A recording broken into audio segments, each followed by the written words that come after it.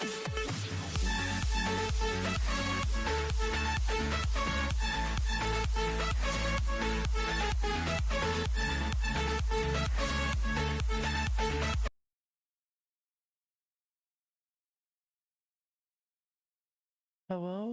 welcome. How's everyone doing today? Welcome everyone. My name is Brandon Woods. I'm a variety streamer. I stream lots of baking, chat suggests me, as well as draw art. And hopefully I'll be doing 3D modeling. Hopefully I'll be doing 3D modeling for everyone here. And I have the one, the only, the lovely Miku here. Say hi. Hi, what's up? Thank you, Marlada Falling. Welcome. How are you doing today? Hopefully you're doing well. Welcome, new 𝙂𝙤𝙧𝙖𝙩𝙬 Just feel free to make yourself at home here. Today we're gonna be doing some art practice. I'm doing good. And you?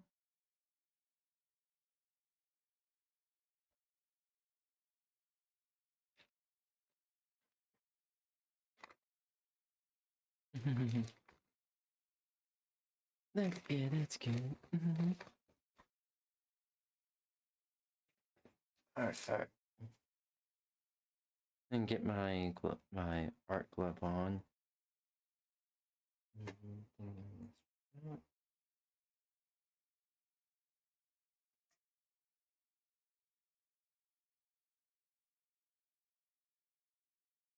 There we go.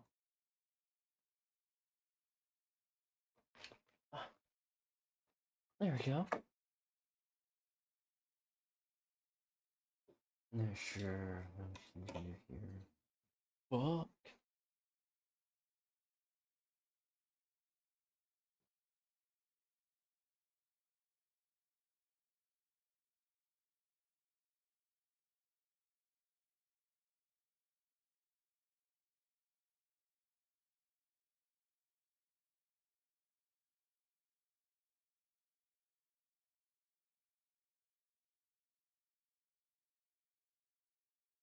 Ready?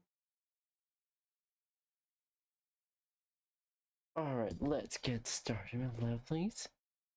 Let's get started, my 𝙂𝙤𝙧𝙖𝙀𝙬𝙀𝙀😂🧅.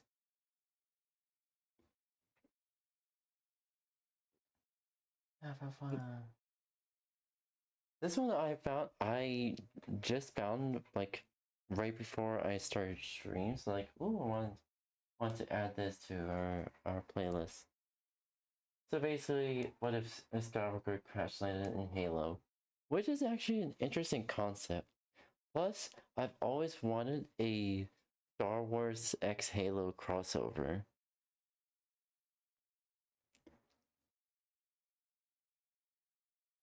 Have fun. That sounds like a very interesting concept. Is there any explanation as to how he ended up there? You just found one? Miku, I haven't even watched it yet. Oh. I don't know why I thought you did. Because of my normal streams where I actually react to something. Yeah. 100%.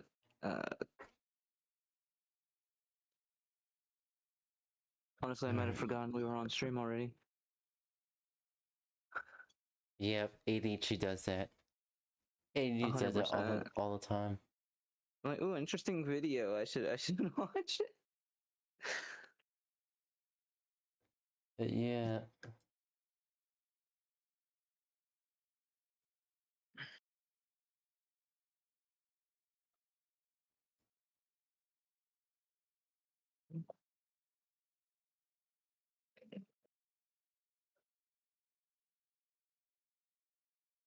Pop out chat.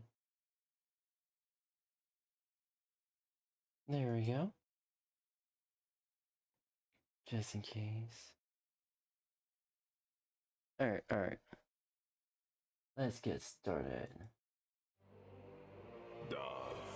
Oh yeah.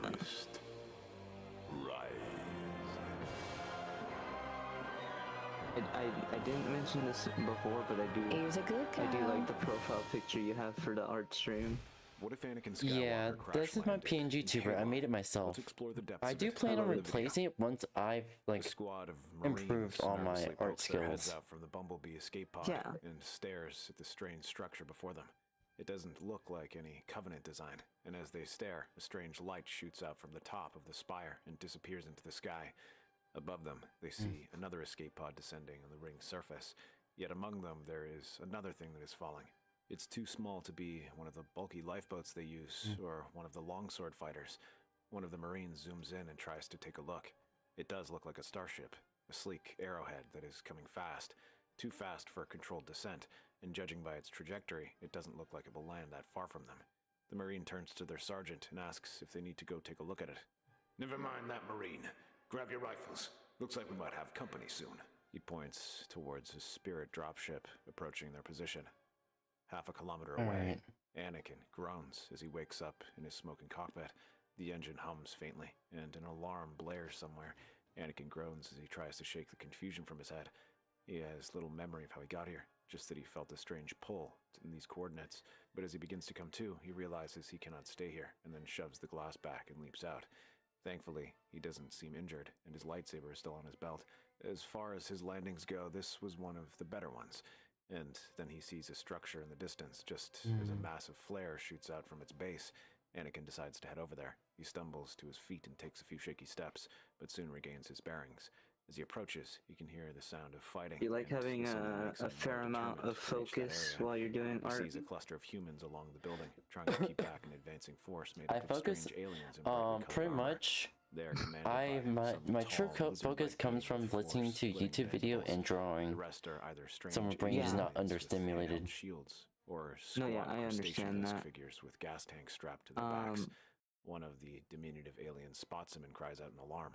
A crimson armored officer roars. Don't worry, you can talk to me while I'm his plasma drawing. pistol towards him before Okay, starting to okay. fire. Just want to make sure I Green and don't blue like bolts of energy overstimulate stick you or toward him, anything. and I know I Anakin is have ready. stuff like His that happen lightsaber all is the out, time. and he deflects these Yeah, it's shots. fair. As he draws close, he begins cutting through them, his lightsaber easily ripping through the ranks of these aliens. All except their commander, whose shield blocks the first strike before drawing his energy sword. With a defiant roar, the two strike at each other, and the Singeli blocks the first two strikes before a third takes him in the stomach. Who the hell are you? You know what? I don't care. Whoever you are, up to lend a hand? Sure, but what is going on here? Hell if I know. We barely got out of that slip space when those Covenant bastards started firing on us. My boys and I have had to abandon ship on this ring. Next thing we knew, the Covenant was swarming us. Those words mean nothing to Anakin, as he has no idea what they mean. All he knows is there is a battle, and that is enough for him. He readies his lightsaber and leaps into the fight once again, while the Marines set up firing positions from the top of the structure. Anakin cuts through this wave of Covenant just as easily as the first, and then the next. Even the elites don't stand a chance against him, as Anakin's lightsaber cuts through their shields and armor like it's nothing. From above, Johnson stares and lets out a whistle. I have got to get one of those swords. Finally, by the third wave, the Covenant seems to have learned, as their dropship does not leave once it deploys its soldiers. Instead, it hovers over the battle and acts as a mobile gun platform. The underslung turret swivels around and fires torrents of superheated plasma at Anakin. He can only dodge and leap aside from these attacks, as even his lightsaber cannot deflect them. The Marines try to fire at it, but their rifles aren't enough to penetrate its shields. Suddenly, a rocket flies out from behind and strikes one of its forked top bays. The spirit spins as flames ignite from one side and sends it crashing into the ground. From the smoke, another figure emerges, standing as tall as the elites. Anakin prepares to strike at it, but the shape is all wrong. Instead, it's a humanoid, one dressed head to toe in green armor that shimmers faintly. A rocket launcher is resting over one shoulder, the barrel still smoking. Hold your fire, hotshot. It's one of us. Chief, nice of you to join the party. Hope I'm not too late. But who's... General Anakin Skywalker of the Republic. I crash-landed in this place, just like you. The Republic? I've never heard of it. What about you, Cortana? The chief extends his hand, and a woman appears from his palm. At first, he thinks it's a hologram, but Anakin realizes it isn't a real woman. It's an AI. Anakin holds out his identification disc and allows her to scan it. Well, this doesn't match any known 𝙂𝙤 organization, not even known insurrectionist organizations. In fact, this location isn't anywhere near human space. It's from a galaxy far, far away. That would explain a lot. Everything I see here, the weapons, the aliens, this place isn't like anything I've ever seen. Even this ring. I just put in these coordinates and my ship was brought here. Something was calling to me. summoning me to come here. We can figure that out later. In the meantime, we need to pick up the remaining lifeboats and gather them. It would be better if we didn't have to worry about these dropships. They must have a camp nearby. If we take it out, we should be able to do so much more easily. General Skywalker has a point, and between the two of you, it shouldn't be so difficult. Judging by the location these dropships approached from, I should be able to pinpoint possible maps. Calling a Pelican now to take us there. Soon enough, Echo 519 appears from the clouds to gather survivors. Johnson volunteers to join them, eager to see what the two of them can do. They follow Cortana's coordinates, and just as she predicts, there's a staging area nearby. The camp is hastily constructed, with a few Banshees docked and a Spirit dropship. Fohammer provides covering fire with the Pelican's machine guns, while Anakin, Master Chief, and Johnson's Marines follow after. The Jedi takes lead, deflecting plasma fire with his lightsaber while the Spartan is close behind, picking off high-value targets with his assault rifle. The Marines focus their fire on Jackal shield walls or elite officers trying to rally their grunts. As they approach the spacecraft, they begin planting charges and destroying them, all save the Spirit, which they capture. When the two are fighting together, they make a powerful team, standing back to back in the center of the camp while plasma fire buzzes all around them. Yet none of this seems to faze them as they cut through everything in their way. Finally, they stand amidst the ruins. Master Chief points to a collapsed tent and sees an enemy soldier on his motion tracker. A grunt stumbles and raises his hands. Stop! Stop! I surrender! Johnson aims, but Anakin raises his hand. The others give confused looks, but the Jedi seems insistent. No, I want him alive. I want to know everything. You might not get much from this guy. I doubt their commander tells their foot soldiers much. I still want to try. The others don't protest and allow him to gather any survivors. The grunt with them identifies himself as 𝙂𝙚, an Ungoi officer serving within the Covenant military. They are all loaded up into the Spirit and brought back to the human position on Alpha Base. Thanks to Master Chief and Anakin's efforts, they can rescue all the crewmen and secure this position, so they are welcomed when they return. Anakin in particular makes for a strange sight to the gathered Marines. They mutter to each other, wondering if he's some sort of next-generation Spartan, as rumors swirl of how he moved down the first Covenant soldiers without breaking a sweat. When he makes his way to the command center, he finds Major Silva waiting for him. The ODST officer narrows his eyes and stares at him. He remains suspicious of his unusual arrival and asks to know how Anakin got here. The Jedi raises an eyebrow, but begins explaining everything and how he got here. He says that he was called here by the Force, and his starfighter approached too close and burned up in the atmosphere. As he describes where he's from, the man's suspicion only grows, but Cortana backs up his claims and shows the information she's gathered from scanning his data disk. Finally, the ODST takes a deep breath and shakes his head. All right then. If you had just told me this back on Reach, I would have had you sent to the psych ward. Hell, I still don't fully believe it now, but the Covenant seems to hate you as much as they hate us, so that means I'll at least give you the benefit of the doubt. So, General Skywalker, what exactly do you plan on doing here? I was planning on figuring out what's so important about this place, but it seems like there are bigger fish to fry. You can say that again. You're free to stick around here. Maybe I will. What's going But on, first, buddy? I might want to talk to the prisoners we've captured. These Covenants seem to know more about the ring than we do. You can try, but I don't even know why you'd bother. You'll have more luck trying to talk to a brick wall. I'll be the judge of that, Major. The ODST raises an eyebrow, but doesn't oppose him. He gestures for Anakin to continue, who makes his way over to the courtyard, where a group of grunts is huddled together in a cell. The guards step aside for him, and Anakin steps inside. He hands his lightsaber towards the Marines and looks over at them. Behind him, Master Chief and Johnson watch the exchange as Anakin begins to question them about why they are here. Then one of the grunts steps forward. It is the same one who had earlier surrendered to Anakin and dipped his head. To his surprise, Anakin offers a smile. Although the humans might have just seen them as other enemies, Anakin sees something else. He saw how they operated in the battle earlier. They are nervous and scared, but not of him. They were scared of their own officers. It is the type of fear that does not come simply from a military, but from indentured servitude. It's the fear that he's seen countless times in places like Tatooine, Sigiria, and Nalhutta. What is your role? Yap, my lord. No need for my lords here, little one. Anakin will do. I do wish for answers. What is this ring, and why is it so important? I doubt these little freaks will know much, General. Sacred rings. Come again? What do you mean, sacred rings? Rings are meant to bring the great journey, Anakin. To activate it is to summon the gods and open a path for all believers. Anakin leans closer, and even Johnson knits his brows together. Even with his armor, the chief's own interest grows, and they look over. Slowly, he begins talking to the grunt, who reveals everything piece by piece. He explains that the rings were left over by the gods, and that the Covenant has been searching for them for almost 1,000 years. They initially left these so that their followers may repeat this cycle, known as the Great Journey. But that isn't all 𝙂𝙖𝙗 says. He also explains how the grunts were incorporated into the Covenant. Although a collection of different alien races, they are not treated equally, with the grunts being relegated to the lowest portions of their society. In effect, they are barely citizens and practically slaves. Although many of the grunts do believe in the Great Journey, others are only fighting because their overlords made them.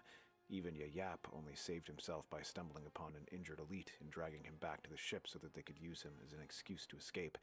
When Anakin hears this, the grunts and humans watch as his fingers curl into fists and his face darkens, as if thinking of something else. Eventually, he stands up and offers a simple nod, but then asks if 𝙂𝙖𝙗 wants something more. I want to return home and be free. I never wanted to serve in the military, but the elites made us. Then what if I told you that I can free all of you? But you'll need to fight alongside me, and trust me. When the other prisoners hear this, they begin to laugh. The elites, jackals, and a few of the brutes that the Covenant brought to the Halo Ring all cackle and shake their heads. They shout curses, calling Anakin a foolish human. But then he smiles and steps back. Slowly he begins to raise his hands and draws upon the Force. Even in this strange place, he feels the power coursing around him, offering its strength as it does in his galaxy. Then he unleashes it. He directs his power towards the heaviest thing he can find. Ammunitions crates, salvaged communication equipment, and a pair of warthogs were parked nearby. And then he reaches out to them. The Force strains against what Anakin is doing, but he continues to pour power into it. Around him, the ground rumbles faintly as he lifts up these items, raising them a few inches off the ground. The rest of the camp, human and Covenant alike, can only marvel at what they see. They linger for a moment, but for long enough that all of them get a clear view of what is happening to know that this is no illusion. Finally, Anakin drops them to the ground. I am no mere human. I'm far more powerful than you can ever imagine. He turns and heads back to the command center, asking for permission to organize a mission to try and sow chaos in the Covenant's ranks. The Major watches all of this and can barely believe it himself. He approves this mission, as they are also planning to launch a rescue of Captain Keyes from a damaged Covenant ship, so he agrees to coordinate this with Anakin's plan. While Master Chief heads to the Truth and Reconciliation, Anakin I'm not and weird Johnson if I move to found- nearby Covenant facilities that their scouts have identified. There, I'm not weird Anakin if I found your attacks burp in the dead cute, of night. right? Instead of some No. clever strategy, he simply marches into these encampments after having the Marines disable their turrets with rockets. Once he is inside, the Jedi begins to cut down anyone who stands in his way, his lightsaber whirling around him like an arc of deadly light. He rushes through the camp and throws himself into the thick of the fighting, but his lightsaber is only the beginning. The Covenant watches as Anakin lifts his hands yet again and lets all hell break loose. Weapons are pulled from their hands, warriors are thrown aside by an invisible force, heavy weapons are lifted from the ground and smashed, and fuel cells are ignited. This throws the camp into a panic, and many begin to flee outside where the Marines are waiting to ambush them. But amidst the chaos, he raises his voice. To all slaves of the Covenant, the time has come to free yourselves. Throw off your chains and rise up.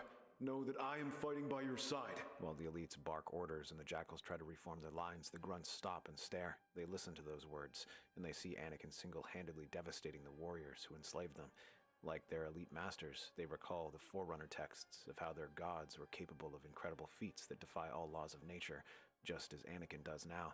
Then 𝙂𝙖𝙗 follows after, shouting for the grunts to join them. Suddenly, one panicked miner grabs a pistol and shoots his commanding officer before his shield recharges. Seeing this, the others begin to follow. Laborers seize their digging tools and strike at their overseers. In minutes, the camp is fighting against each other as grunts and a few jackals join in the chaos. Before long, the UNSC and their newfound allies have secured the camp. Meanwhile, Anakin loots the commander's tent, while 𝙂𝙖𝙗 gives him advice about the Covenant. He grabs anything valuable and throws it onto the ground at some jackals' feet, telling them that these riches and more shall be theirs if they join him. Soon, over 100 former Covenant warriors throw their weapons aside, but Anakin isn't done. He continues moving from camp to camp, gathering more allies. Soon, word reaches these different places, and the Covenant tries to stop him, but this does not go well for them. It doesn't matter if they are elite warriors, nothing gets in their way. When a group of jackal snipers tries to take him out, Anakin intercepts these attacks and directs their beam rifles back towards them. When a zealot tries to duel him, Anakin cuts him down with a single strike. Even a pair of hunters block his path and levels their weapons. Heavy globs of plasma fire rain down on him, leaving the ground he was standing on painted green with residual plasma, but Anakin is already moving, his lightsaber flashing. He cuts one of the hunter's plasma cannons apart and sends it tumbling with the force. When the other blocks his strike with his shield, Anakin instead extends his hand and begins to reach into the hunter's 𝙂𝙚 worms. The tight formation that they have built to create this body begins to shudder as Anakin vibrates them and begins to break them apart. The entire beast trembles and tries to move, managing a shaky step forward. But then it bursts into 100 writhing worms on the ground. The hunter manages to climb to its feet and rushes at Anakin, but the Jedi hurls his lightsaber and severs its head. It continues to trudge on for a few more feet before collapsing to the ground and slumping over. By the time dawn breaks, several camps have erupted into open rebellion, some without even having Anakin visit them. All of this is because of his growing legend amongst the Covenant. Though he might appear human, the panicked transmissions only inspire fear and speculation from both grunts and elite commanders. They mutter that he might be a new form of demon. Others say that he is some ancient protector or boogeyman of this place, a presence aimed at challenging them and seeing if they are worthy of joining the Forerunners. And others whisper that Anakin might be a Forerunner himself. He controls power far beyond what the Covenant can understand. That is a sign that he is the last of the gods, a herald meant to punish them. At least, that is what many of the grunts say to each other. They don't just see the destruction he caused, they also see the words he said through their communications, the ones urging the lowest castes to rise up and punish their rulers for mistreating them. Perhaps he says them in order to correct the Covenant and to bring them to justice. By dawn, hundreds of grunts are rising up in rebellion, forcing the Covenant High Command to direct their forces to handle this, and pulling them away from the campaign against the humans. This prevents them from directing their full attention to the raid on the Truth and Reconciliation, allowing Master Chief to infiltrate the battlecruiser and rescue Captain Keyes. Anakin returns by daybreak, accompanied by close to 1,000 new soldiers. Defecting grunts, rebellious 𝙂𝙀, and a handful of devoted elites and brutes who are now convinced he is some sort of god of war. The rest of the human forces are stunned to see this, and many of these rebels want to wipe them out. Anakin will have none of it. He threatens the rebellious members. This helps keep his people in line. The humans are equally displeased with this, and Silva questions trusting the Covenant soldiers who had helped massacre his people. Even the Master Chief is skeptical. They fought against us for almost 30 years. Can they really be trusted? Especially with how quickly they defected. Most of them were slaves, and were probably told to do this or face the same fate. I know you have your misgivings, and I understand them, but they at least need to be given a chance to prove themselves. Besides, it's not like we can survive on our own. The Covenant outnumber us 20 to 1. You said it yourself. We need as many soldiers as we can get. It isn't just a numbers game, General. You know that. It's about the type of soldiers you're putting on the battlefield, and I'm not sure about these ones. They rebelled against their masters. There isn't any going back to them. If you're worried about them betraying you, then keep that in mind. They have nowhere else to go. Nor do we want to. The Covenant used us as cannon fodder. The grunts are slaves to them, even when they talk about how the Great Journey makes us all equal. If we are equal, then we are never the same, and I would rather serve someone who values our lives. Johnson is willing to give this a try, but the deciding vote is Captain Keyes. He closes his eyes and considers for a moment, and then he agrees to send a contingent with him to help secure a Covenant weapons cache for one of their prisoners. This would further hamper Covenant supply lines and help arm their new rebels. Anakin decides to lead these troops, and the two head to the nearby swamp with Johnson's fire team and a large contingent of grunts and jackals. The swamp takes its time letting them through. Anakin walks point as his troops fan out around him, watching as they nervously shuffle forward. He has felt battle tension before, but this is something else. Even the Force seems on edge as they advance, as if they are worried what they might find.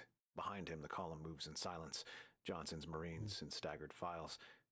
𝙂𝙀 grunts in a loose formation. The jackals fan the flanks without being asked, their instincts apparently better suited to swamp patrols than anyone gave them credit for. I don't like the look of this either. Think our prisoner friend might have been lying about this weapon cache? An ambush, maybe. It's only an ambush if we fall for it. If we don't, then it's a face-off. But we should take precautions. Agreed. Your troops seem better suited for swamp terrain. Have them sweep the area and try to flush the Covenant out if they're waiting for us. The rest of us will head inside and see if there's anything worth taking. As the captain and Johnson lead their Marines deeper into the nearby facility, Anakin and his troops fan out and begin searching for the enemy. They find small patrols of Covenant soldiers wandering through the muck. These are easy to remove, but that is precisely why something feels off. For an ambush, there aren't enough troops. For a second, he wonders if it is really just some weapons cache, but he dismisses it. His instincts tell him otherwise. Worse, the Force tells him otherwise, and then his communicator clicks to life. However, there isn't a single voice that answers. It is a multitude of panicked cries mixed with gunfire that crackle. They shout that they've engaged the enemy, but it isn't the Covenant. They have no idea what it is, and they are reacting. All of them. Anakin's lightsaber is in his hand It's before very he interesting realizes so it far. as I he did not rushes toward expect the nearest the entrance. grunts The to shape moving toward him should be human. Mm. It wears their armor be and that carries their involved. weapons, but its Yeah. body is twisted and its limbs pushed and reorganized into horror that barely even looks human. Then its head, which is now halfway over its back, opens and lets out a shriek, its claws lunging forward. He cuts it in half at the waist. 2 more come through the door, then a dozen. The door seems to breathe them out. The lightsaber is the right instrument for this. He drives it through the first wave with particular focused brutality. Behind him, the grunts open fire. Plasma bolts streak past his shoulders and melt the flesh easily as living foes. The jackals snap into a shield wall without being ordered, while snipers pick off stronger forms. Marines move somewhere to his left, and he can track the sergeant by the sound of their rifles and the steady stream of creative profanity. A tendril catches Anakin across the ribs, and he's airborne for a full second before the hillside stops him. He hits hard enough that the stone cracks under the impact. The combat form lunges at him, but a plasma grenade by 𝙂𝙚 sticks the creature and blows it up before it can reach him. As the wave is beaten back, Anakin rises to his feet and grips his lightsaber. He shouts for his troops to follow him and to try to rescue whatever they can. What follows is 2 hours that he will not remember cleanly. He goes into the facility after the Marines because he can hear voices still alive in the dark, and he can't bring himself to leave them. He finds a pair standing back to back with a pair of jackals, making their last stand. He finds another huddled into a corner and firing his pistol wildly, and he finds a loud-mouthed Australian Marine leading a group of survivors and claiming he saw Johnson managing to escape. The flood presses in from 3 directions simultaneously and grows heavier with every exchange that cannot be demoralized or exhausted or made to doubt. He drives another wave back with a force push that dents the corridor wall and throws 6 forms into the dark. His hands are shaking. He closes them tighter around the lightsaber hilt and tells himself it's adrenaline, because the alternative is that he's reaching the bottom of what he has to give, and there is nothing below that. They somehow manage to find an elevator that takes them through a different exit. Anakin turns with 𝙂𝙗 as dozens of infected forms climb after them. They're joined by one of the Marines, the Australian from earlier. Finally, Chip's Dubbo picks up a pair of grenades from his belt and throws them into the elevator, sending it crashing down and taking a dozen flood forms with it. Man, I'm glad we saved that guy. Still, it is a temporary measure as the 3 rush off to join the others, where the flood is already trying to swarm them. But then, something else moves in the mist. One moment it's flood forms wall to wall, then there is a figure in green armor moving through them from the far end, unhurried, terrifyingly efficient, a rocket launcher discarded, replaced by a shotgun, then traded for a dead elite's energy sword, used until the weapon loses power. The flood peels back from him as they almost seem afraid. Master Chief steps over the dead and salutes. Anakin hurls his lightsaber, sending it flying behind him and striking at one flood form trying to rise. We have a Pelican inbound. Someone needs to cover the rear while the survivors load. I'll leave that conversation to the 2 of you. Flip a coin, or rock, paper, scissors. Anakin readies his lightsaber and then sends 4 combat forms flying with a force push. He begins to lay into them with his lightsaber. Chief watches for a moment, then unslings his rifle, following after. Show off. Anakin takes the left, the Chief takes the right, letting grenades light up the battlefields to know where the flood are. The 2 stand back to back, sometimes using the Chief's shields for protection, then swapping to the offensive powers of Anakin's force. They only give ground when the weight of the flood becomes overwhelming. 𝙂𝙗 sends reports, first on reaching the structure, then how they are loading up. Once that comes in, the 2 break off and prepare to run. They are 10 meters from the landing zone when the light comes. It fills the forest, and a small mechanical sphere with a single luminous eye appears, regarding them. Oh my, reclaimers, and powerful ones. How extraordinary. Your natural configuration is quite unlike anything in my records. How long have you been spacefaring? Long enough. Marvelous. I require your assistance due to this infestation. I do apologize for the presumption, but time is, as it has always been, rather short. The light intensifies and the swamp folds away, and the library opens around them.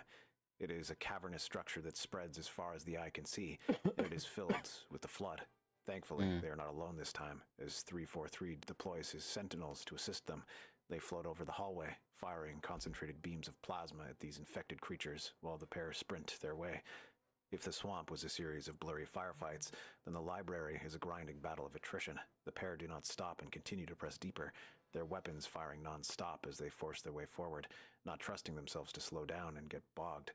Half the time, they do not even know where they're going and simply follow the cheerful voice of the monitor. Get some The water. index is a crystalline spike pulled from the central Okay, stay terminal, hydrated. smaller than Anakin expected and cold against his palm, but he feels its power in his hands. It's a spring. He It's a thinks spring about weather. Yap It and the blood dehydrates foot me even soldiers who faster. spent their whole lives being told this ring was a doorway It's always to been like godhood. this since I was a child. How this thing must be some sort of sacred icon, but Chief tells them the truth. I hate it There when is nothing drinks but do destruction. that. With the index, they now have the chance to use the weapon, but first they must secure the control room. He passes the index to the Chief. I made a promise to these grunts. I promised to protect them. I'll work with the Marines, buy you the time you need at Alpha Base, and then we'll get the transport off this ring. The plan the surviving humans form is to capture the Truth and Reconciliation, which is now nearly repaired and still on the surface. Their knowledge, gleaned from their previous incursions, will help them launch a strike on it. Anakin agrees and offers to join the attack. When he returns to Alpha Base, he finds many of the grunts still loyal to him and ready to join. He has them take over the captured Banshees and lead the operations to clear the skies. As they do, they see just how good a pilot Anakin is. He zips through the air, blowing half a dozen Banshees out of the sky just as a trio of Pelicans begins boarding through the hangar. Anakin follows, landing beside them and igniting his lightsaber. He leads the push through the secondary hangar, Yap's grunts moving in tight formation behind him, and the jackals spreading wide to catch anything that tries to flank. Whenever they find a fortified position, one fanatic grunt ignites a pair of plasma grenades and throws himself upon it. The Marines hold the center, forming a phalanx of men that mows down anything in their way. They soon secure most of the ship, but there is still remaining pockets of resistance, not just from the Covenant, but also the Flood, which remains hidden in isolated corners and hidden crevices, sometimes disappearing into maintenance tunnels and pipes. Anakin cuts through them whenever he finds them, but they're slippery. And the ODST estimate that a fifth of the ship is still not fully secure once they capture the bridge. Major Silva is already on the bridge when Anakin arrives, studying the ring's surface below. He turns when Anakin enters. General Skywalker, excellent timing. I'm ordering the crew to prepare for immediate departure. We haven't cleared the lower decks. Your lieutenant told you she's already sending men with flamethrowers, but it'll take time. Exactly. Time. We don't have time. We've cleared enough. Major, the ship is operational.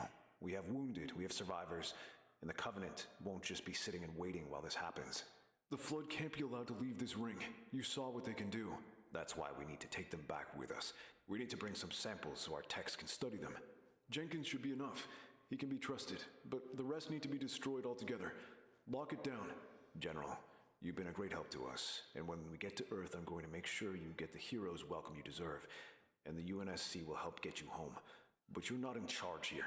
Neither are you. It takes a moment for anyone to react. Then Yap's voice rises from the corridor in a string of rapid clicks and whistles, and the sound of heavy boots on deck plating follows. Not Johnson's Marines, but the heavy crash of Hunters, a pair of Bond brothers who had joined Anakin. They are followed by teams of grunts and jackals, moving to seal the corridor junctions on either side of the bridge. Silva's ODSTs take aim, but freeze when the rebels are joined by fellow Marines, led by Silva's own lieutenant. What is the meaning of this? Sorry, Major, but we've seen what the Flood can do. Ain't no way we're letting those buggers off the ring. Finally, a Marine comes out of the side corridor, and every human in the room tenses when they see him. His body is twisted and mangled by the Flood, but his mind is still his, and it was he who urged Anakin to act. He came to Anakin an hour ago in the lower decks and pointed out the surviving Flood forms. If we lift off with Flood forms aboard, we carry them to wherever we land. Every person this ship reaches becomes a potential host. You know this, Major. You're choosing not to. You will halt this ship. What Anakin doesn't tell them is that this is the Force, too. It reaches into the ODST's minds, influencing them. I will halt the ship.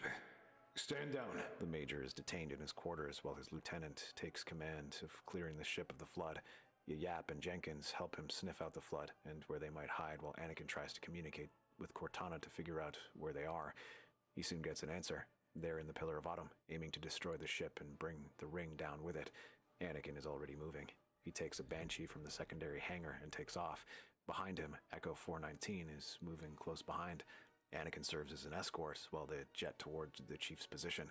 The Banshee sensors are better off at close range than the Pelicans, and he can see the bandits forming up along the approaching corridor, a half-dozen Covenant loyalists who never got the message about which way this war was going. He rolls the Banshee into the cluster at full thrust and comes through the other side, shredding plasma fire and the two surviving bandits that follow him in the turn just as Anakin does a loop and comes up behind them, plasma cannons blazing. As the last of them disappear into the ground below, Anakin turns his attention to the bridge, which is lit up by muzzle flashes and the concentrated beams from the Sentinels. His weapons roar to life and blow up the two Sentinels outside the bridge. However, 343 Guilty Spark sees this and turns its beams, unleashing another concentrated burst of energy that shatters his wing. Anakin lands the Banshee badly and ejects the last second before it flattens itself against the hull. He leaps up and lands inside just as Master Chief takes down the remaining Sentinels. The Spartan barely even reacts to him, offering only a nod. He moves over and begins to stand back to back with him as they open fire and finish off anything that comes through them. Sentinels in flood forms emerge from the bridge or hallways. Anakin moves forward and cuts through them, following the sound of sustained weapon fire. The Master Chief is in the center of the bridge, firing until his rifle sputters into a halt.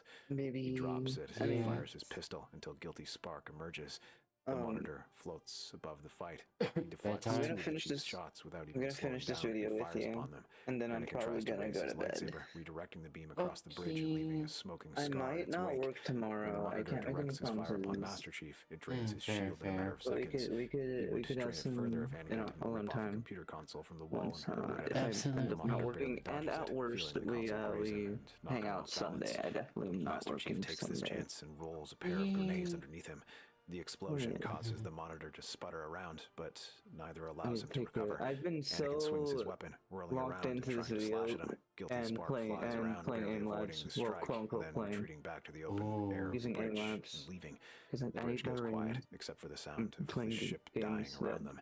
require Anakin and the aim, Chief and look I at each want other better aim. across But I the don't want to wreckage. feel. I Thanks don't for want the to play the save. actual You game. have about 15 minutes. I hope you have a fair. way out. Don't worry. I think I might have found something.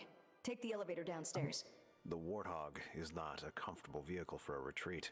Anakin learns this in the first 10 seconds, braced in the gunner's position while Chief drives through the crumbling ruins of the ship. The Pillar of Autumn tears itself apart around them, bulkheads falling, gravity fluctuating, the floor occasionally becoming theoretical. But at no point does the Chief slow down and consider their options. Meanwhile, all Anakin can do is scream and fire the gun at approaching Sentinels. But as they draw near, shadows flash overhead, and strange shapes pounce on them. 𝙂𝙚𝙣𝙚, but coated in flood biomass. As they destroy the trio of Sentinels, the lead bugger shrieks and flies towards them. They fly now? They fly now? They fly now. He guns the Warthog forward and makes a sharp turn, nearly losing them. But the three manage to follow after them, their tendrils extended. Anakin has his lightsaber out and swings left, cutting down the first, and then taking the second in the backswing.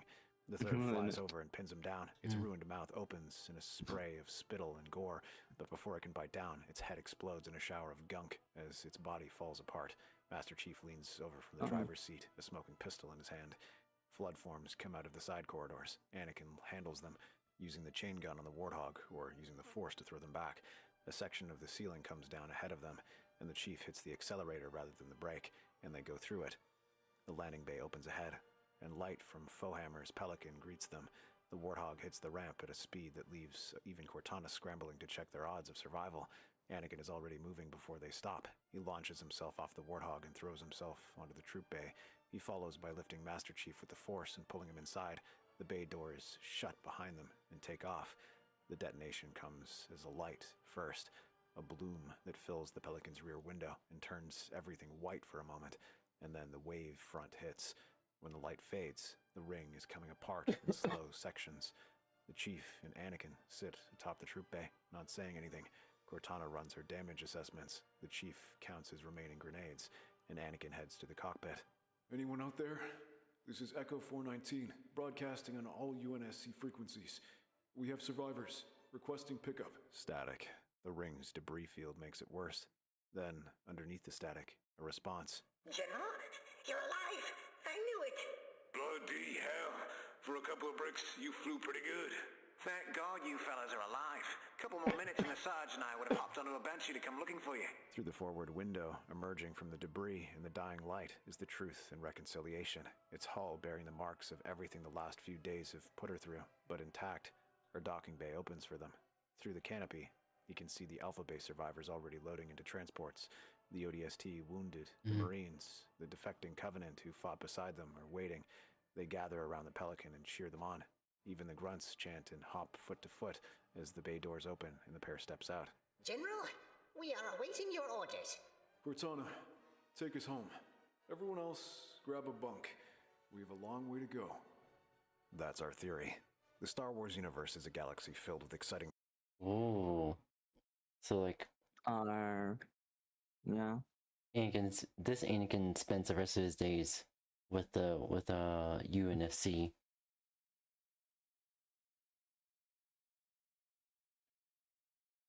He got isekai'd into Halo.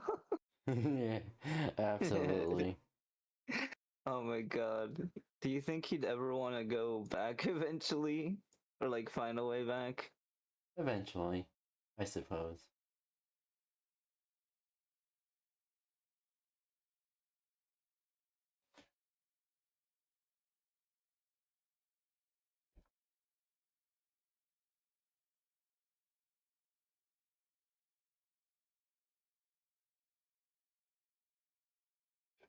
Alright.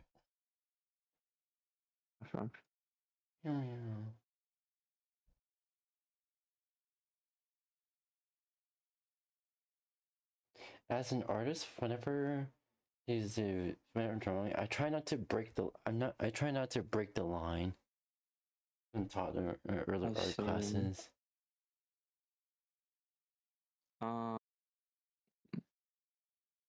So the term "break the line," I'm not very artistically inclined. Basically, it'll make your line art look all janky. Yeah, is that like just crossing the lines? Oh, that's in terms of coloring. In the actual like line art, like making drawing over the outer lines of your sketch and over the outer detail, the outer lines of each detail of your sketch. Try not to break the line, or else pretty much your line art will look just like your sketch art, but darker. Like basically, your line art will look like your sketch draft, but darker. So I try to go for a clean slate and a clean look. I see.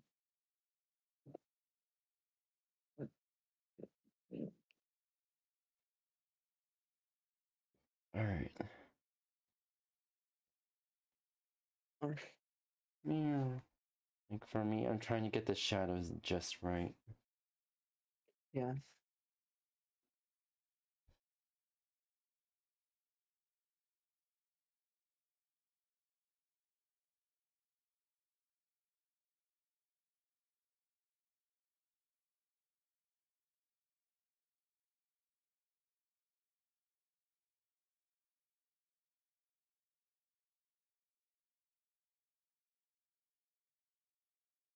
I like that the shoes have a little. Is that supposed to be? Pretty much. Velcro shoes. It's more of a homage to my childhood Velcro shoes. I see. Yeah, I also put little bows on shoes. Yeah. Because I don't have the artistic skill to make roses yet. Roses be very cute. Yeah, but they're very difficult to actually make. Yeah, they do. You probably have different layers you have to deal with. Mm-hmm. Some complexity there. Already dealing with many layers over here. I could maybe draw. I don't know. Oh, fair. Mm-hmm. I pretty much. Okay, in terms of like my entire life, I've been drawing since I was 3 years old. Pretty much I had pretty much a obsession with drawing. Yeah. I mean, like it got to the point that I got pretty much so when I was like in the IEP program for developmental disabilities, pretty much I had this a behavior chart that pretty much like scores from 0 to 2. Pretty much I got marks against me for drawing for drawing either in the corner of the sheet or on the back of the sheet. Oh, I see. And that was mostly when I was already done with my work. Right. So yeah.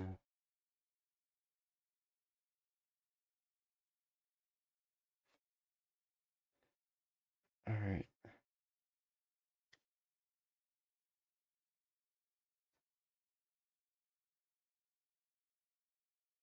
I like the I kind of like the shadow work for the shoes.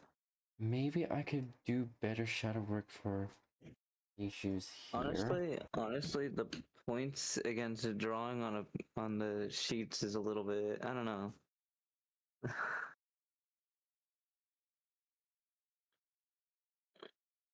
How many points would it usually be? Like 1? Or could it?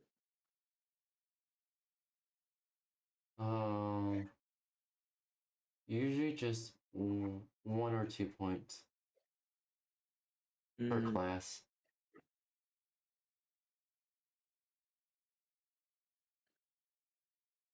And these just went towards your behavior? Yeah. Like,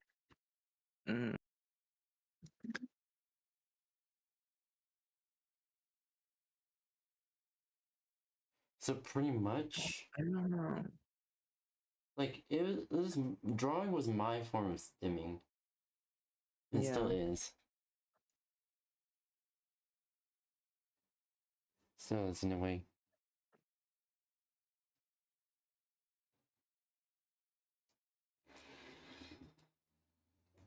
No, that's fair. Okay, Stimming is always important. I can.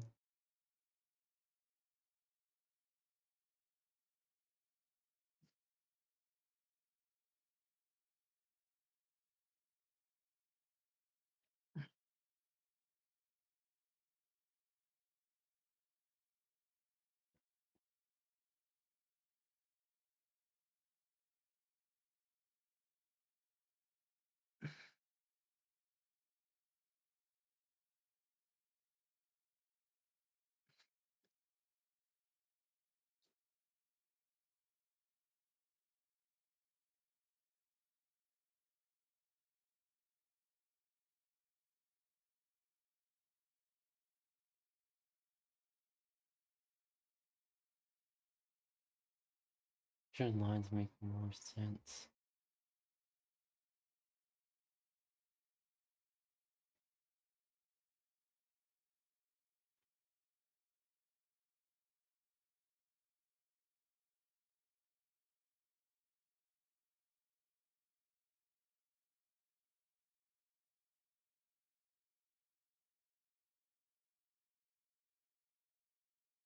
Oh yeah, as a digital artist, we have the issue of drawing on the wrong layer.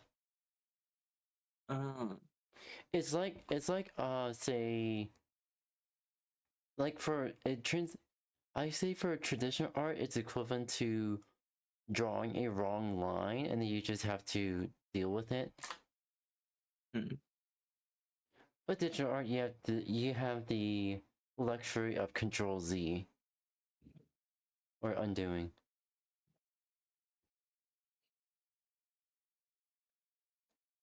I can imagine the undo button is a lifesaver. It is.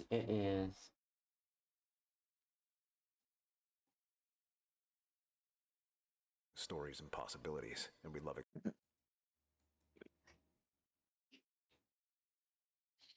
I want to see some of your other art sometime. What was it again? I want to see some of your other art sometime. Well, most of my art is public, either on my Twitter and Blue Sky, or on my streams. Oh, I see. I'm gonna have to take that a look. Give that a look. Yeah, and I've been trying to improve on my art. Yeah. In Manatee County, Florida, where a surveillance camera catches the terrifying moment a deputy is hit head-on by a suspected drunk driver. Let's rewind and join the deputy, who officials said was on routine patrol when his world was The turned video made it look like upside he down. almost exploded.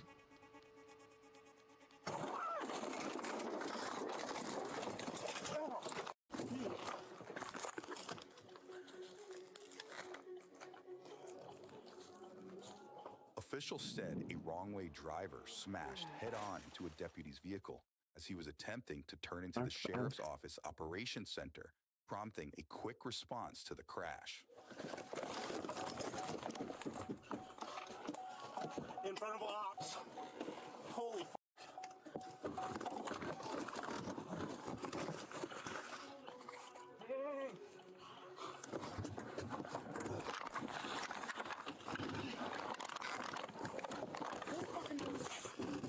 Hey!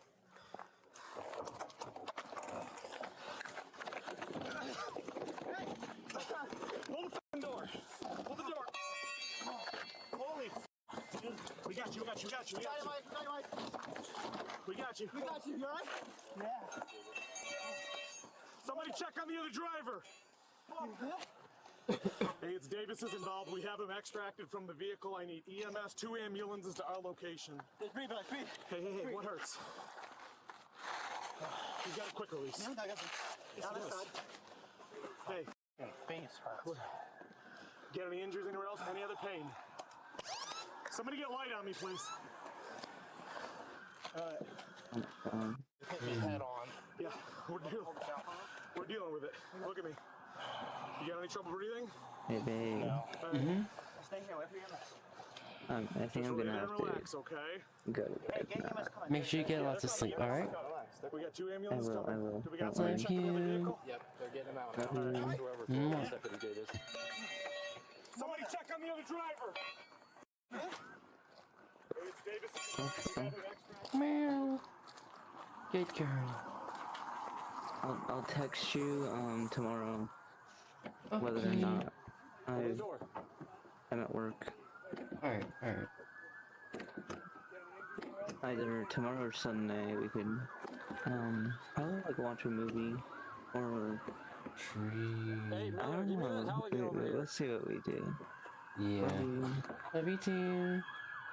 Bye-bye. Bye, chat. Pop it open. Watch out. Back I'll be up. seeing Back you up. later, Patty. Pop it, hands pull out. Meow. Davis is on that side with them.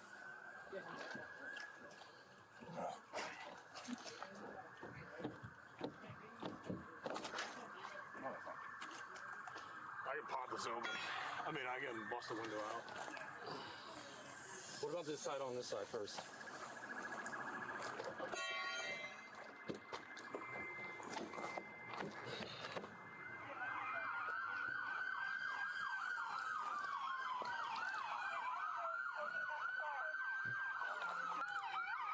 Back up.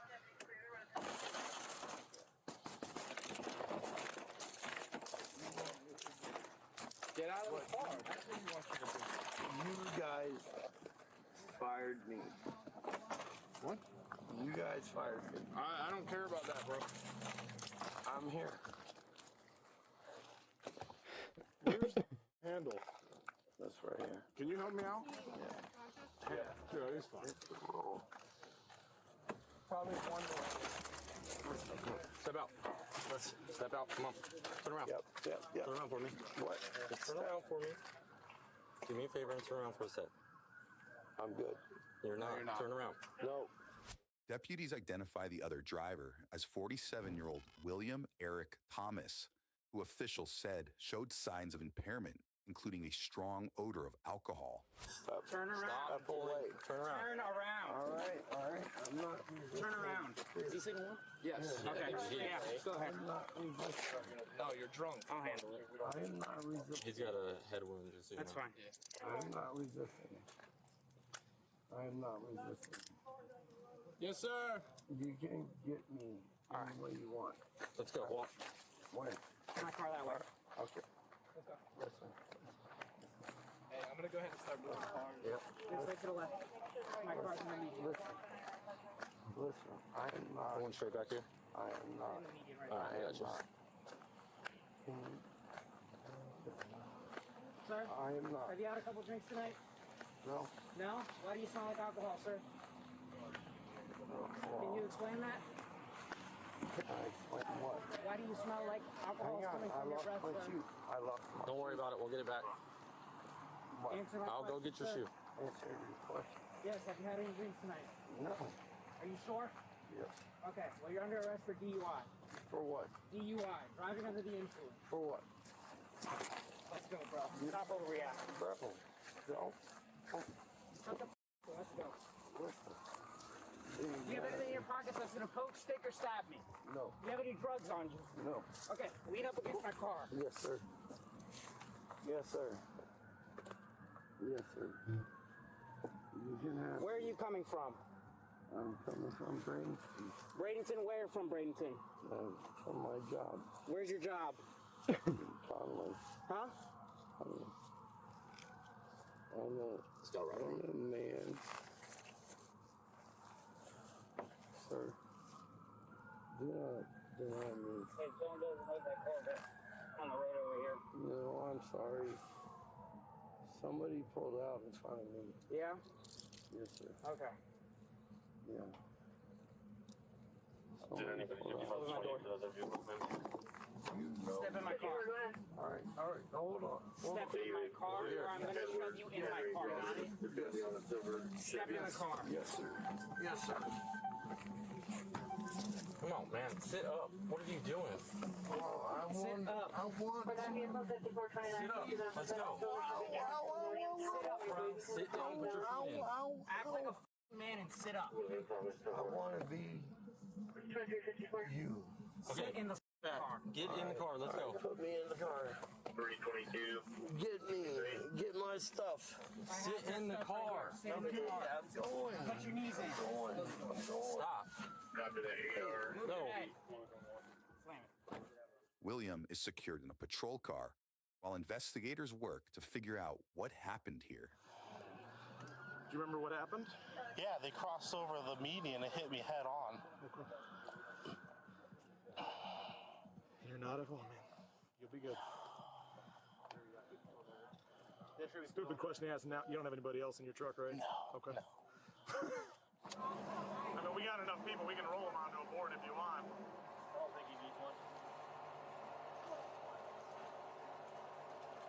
How fast were you going when you got hit? I stopped. You were stopped? Yeah, I stopped because I saw him come over so I stopped.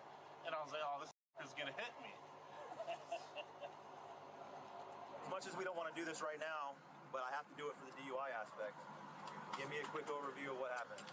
I took a right at the light, and I'm coming down here, and I see the truck come over the median, and I pulled to the left because I was like, what the f is going on? And I got hit head on and totally flipped over. Do you know what lane you were in when you saw this? I was definitely in the left lane. So the curb, not the curb lane, but the middle travel lane, not in the left turn lane. I might have been going. I don't even know. Where were you going? I was headed to the district. To Ops? Yeah. Okay. He hops the median. He hops over the median. Okay. And then I was like, holy, what's going on? And I got hit head on. Okay. Everybody over here onto the sidewalk. Let them do their job. The deputy was taken to a hospital and treated for minor injuries, according to the Manatee County Sheriff's Office. Next, deputies start dividing responsibilities when things get a little heated. Lieutenant, let me get one just to help them lift him. He's having his own. Firefighters, get over here!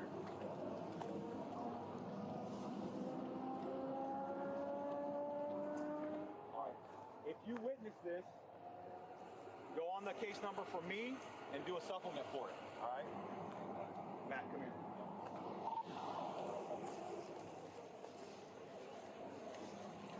You want me to mute? No, I don't care. Dude, I asked you to back up twice, okay? Back up. They're firefighters. Let them do their job. They can lift him up. When I tell you to do something, do it. I don't need you to give me suggestions about what needs to happen. I'm in the process of doing what I need to do, okay? You don't need, if they want help, they'd ask for it. They weren't asking for it. There's 7 of them over there. They can lift him up, okay? So I'm not in the business of being challenged in front of everybody. I'm giving you a direct action so that way I can do my job. Bottom line. I don't like yelling at people, but when I ask you to do something and you chirp back at me, I'm not doing that. You understand? Yes, sir. Thank you. I never heard you, though. Okay. Well, that only tells me that you're not in the moment then. I was focused on him and I never heard you. Right, That's the only thing. That means that you're not in the moment then. You're not listening to what's going on, okay? Like I said, I asked you multiple times to back up off and let them do their job. Okay, so that means you're not listening, which is another problem. That means that you're focused, you're way too focused on something and your auditory exclusion's in. That means you're in tunnel vision and you're not focusing on the totality of the circumstances. So if you're not hearing me say, hey dude, back up, let them do their job, then that's a problem. Okay. Okay, you gotta let them do their job. They're the medics. They're the ones that know where his head needs to be and how it needs to be positioned and what they're gonna do and everything like that. You're not that guy. You're not a medic. Okay?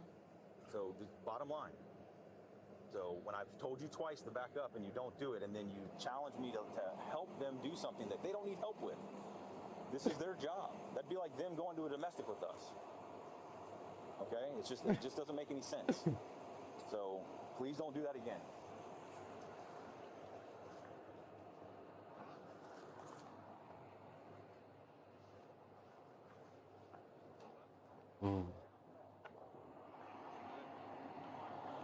I'm textbook.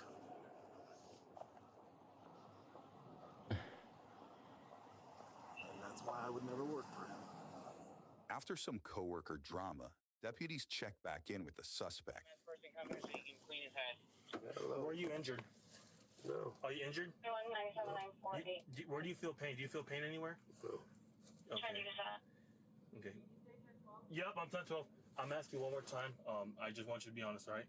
Do you feel pain anywhere? Your head, your body, anywhere? No. Okay. Are you okay? Yeah. Okay. Just making sure you. Thank you. All right, we got EMS here. I just want to make sure you're not. I'm hurting. sorry. For what? For what? Do you need EMS? No. You don't? Mm-hmm. Okay. He is so inebriated, he I'm can't even sorry. think straight. For what? Put your leg in. You ain't stepping out. Watch out. Oh my god, that made me want to puke. Moments later, medics turn their attention to William. Hey, what are we pissed off about? Able to go. Well, they pulled out the This is where I put legislation. Listen, I want to be alive. You what? You do or don't? Okay. Well, I'm here to check you out and make sure that you're okay. My daddy died once. Talking to her.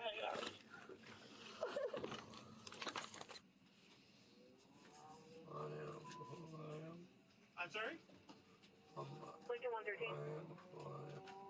Thank you. You're welcome. I'm sorry. I am very sorry. You what? I'm very sorry. That's okay. Listen, I'm here to take care of you, okay? I'm not here to judge. I'm not here to blame. We're just here to take care of you. Okay. I don't know. I'm not taking care of the other person. I'm not taking care of the other person. Are you? All right, William, some of my friends are coming here, okay? We'll get you loaded into the ambulance and get you up to the hospital and get you checked out, all right? I'm fine. We just talked just a minute ago. You said it was okay to take you to the hospital. You hit your head. I have to ask, have you been drinking tonight? And it's not a crime. I just need to know if you've been drinking for the doctors. No drinking all tonight? I'm fine. Okay. Do you have a problem? Do I have what? Do you have A phone? Is that what you said? I'm sorry, say it again. I am a mechanic. Okay, I didn't hear what you said because there's a lot of noise. Do I have what? Are you a mechanic? I'm not a mechanic. I'm a paramedic, okay? These guys are going to take care of you. They're going to take you up to the hospital, get you checked out. And watch the ground. They have My name is Eric. Eric? My name is Eric. Okay, Eric. Is that a middle name? I'm Russell. I'm a paramedic with Manatee County. We're here to take you to the hospital because you're in a car accident, right? William is his You're in a car Thomas. accident. William Eric Thomas. William Eric. You got a cut on your head, so it looks like you hit your head. You're gonna make sure that doesn't need stitches or anything. Alright, can you swing your legs around, please? We're gonna help you over to the stretcher. Whatever you guys Okay, we gotta stand up first, okay? Just makes it easier for us. They're gonna move the cuffs once we get you over, okay? Watch your leg here. First of all, Let's move this like Can we do that? I have license cuffs. Like Palmetto freestanding because that's we're bypassing man. the Do you want me to help out? He's causing a take right here. the cuffs off me. Relax. Please. I'll take it off. Stay off. You guys good with us? Come out. We're gonna take him off. You need to come out first. Yes, sir. Come on, step out. Yeah, I'm coming. I'm coming. Step out. Step out. Step out. Here, face the truck. Face the truck. Face the truck. Walk over here. Walk over here. Thank you. What? Thank you. Thank you. We can just hook it to the gurney like that. Yeah. I put it in front so we can unlock it once we get on the gurney. Walk back. Walk back. We got you. Walk back. Careful. Walk back. While he's here, we're just gonna take it. Yep, nothing there. Walk left. Walk left. Walk left. You're gonna sit down slowly, all right? Just gonna grab your pants, pull them up so we don't lose them. Sit back. Sit down. Alright, let's side scoot to your left a little. So left back, scoot this way. Side scoot. Yep. Yep. Lay back. One more scoot. One more side scoot. Okay. Put it to the gurney now. Can I get these off, please? We talk to him real quick if I can. Yeah. Okay. Mr. Thomas? Yeah. Just real quick, I'm Lieutenant Pruitt. I'm doing the crash investigation. I'm trying to find out what happened. Can you give me an idea what happened? Yeah, it's a mother pulled out in front of me. Okay. Which way were you going? Other side. Right. Inside of it. Right? What do you mean right? That way. Were you going towards First Street or away from First Street? What do you think? I don't know. That's what I'm trying to find out. Your cars kind of ended up in a weird position. Yeah, I was going that way. You're going that way? That's First Street, right? That's First Street. Yeah. So you were coming from Bradenton, going towards First Street? Fancy. I was going that way. You were going that way. Go under your arm. Okay. Are you still living at the The motherfucking police came and Okay. Yeah. Okay, were you going home? Coming up. What vehicle inside? Hold on. Why am I being nervous? I believe you got a brake on. No, they're good to go. Listen. You need water. These motherfuckers. So I just want to clarify. You're saying you were going home. I was going home. Going home, so you're going this way on 301 Boulevard? Yep. Okay. And you're saying they pulled out in front of you? Pulled out in front of me. Okay, well, it wasn't me. So, alright. I don't give Alright. you. Hey, where... Pulled out in front Okay, of me. well, that's what we're going to find out. I think we have video of it, too, just so Go you're aware. Suck it. Alright, can you... Nigga, Do you want that other one secured, too? come on. You want that one secured, too? Come on. You pulled out. You want that one secured, too? You want a handcuff on that hand, too? You. Sure? You. Hey, Eric. You. Eric. Pulled out in front of me. They hear you, buddy. Alright. Okay. You got it on the steering wheel. It's a little loose. Alright. You. Front end damage. Did they say he was wearing a seatbelt? You. He said that he was. You. I don't know. Come on.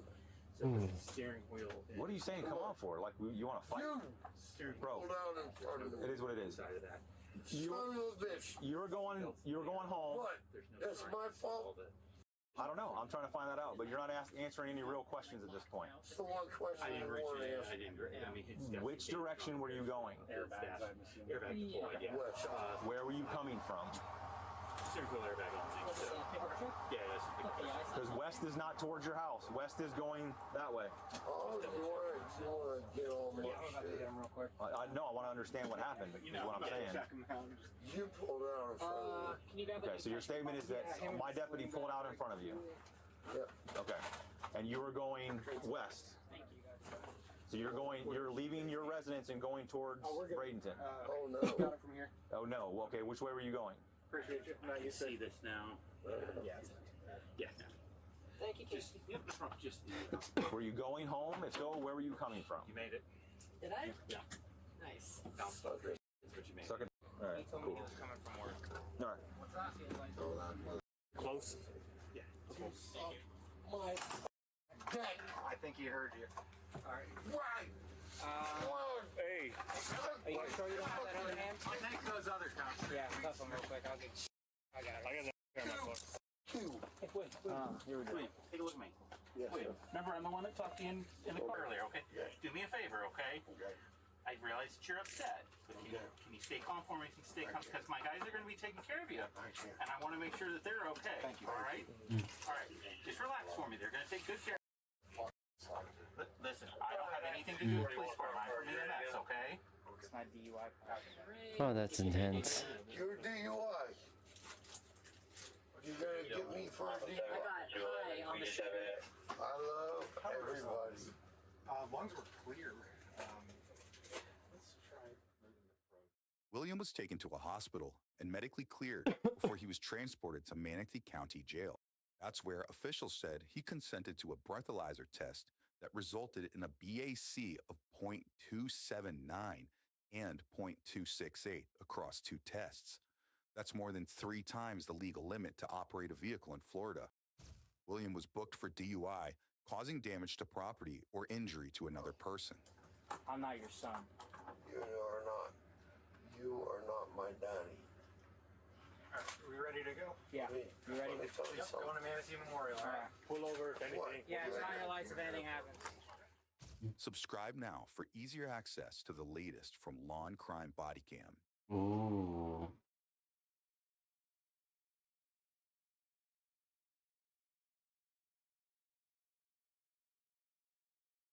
Honestly speaking,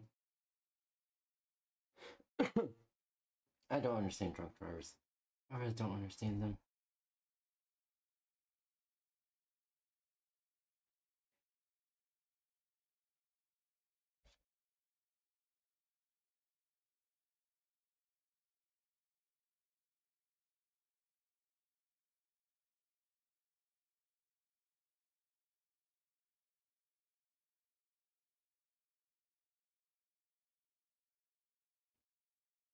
Making sure the shadow work is okay.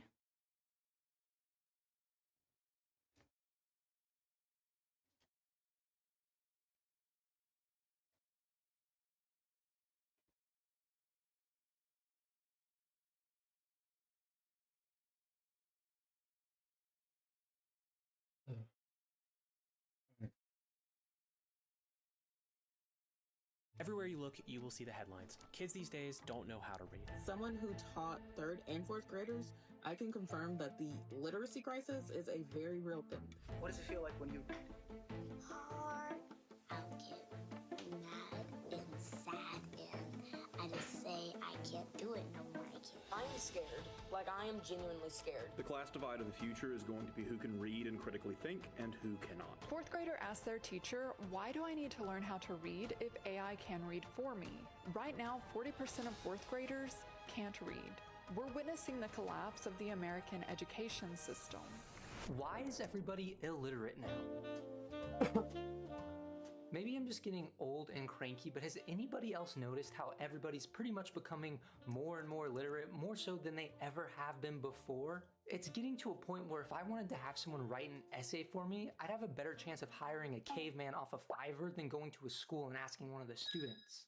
For example, if we look at our beloved Coco Melon kids, Gen Alpha, they are having an incredibly hard time reading. I mean, besides them literally knowing the meme that is 6'7" before they even know how to count. 6.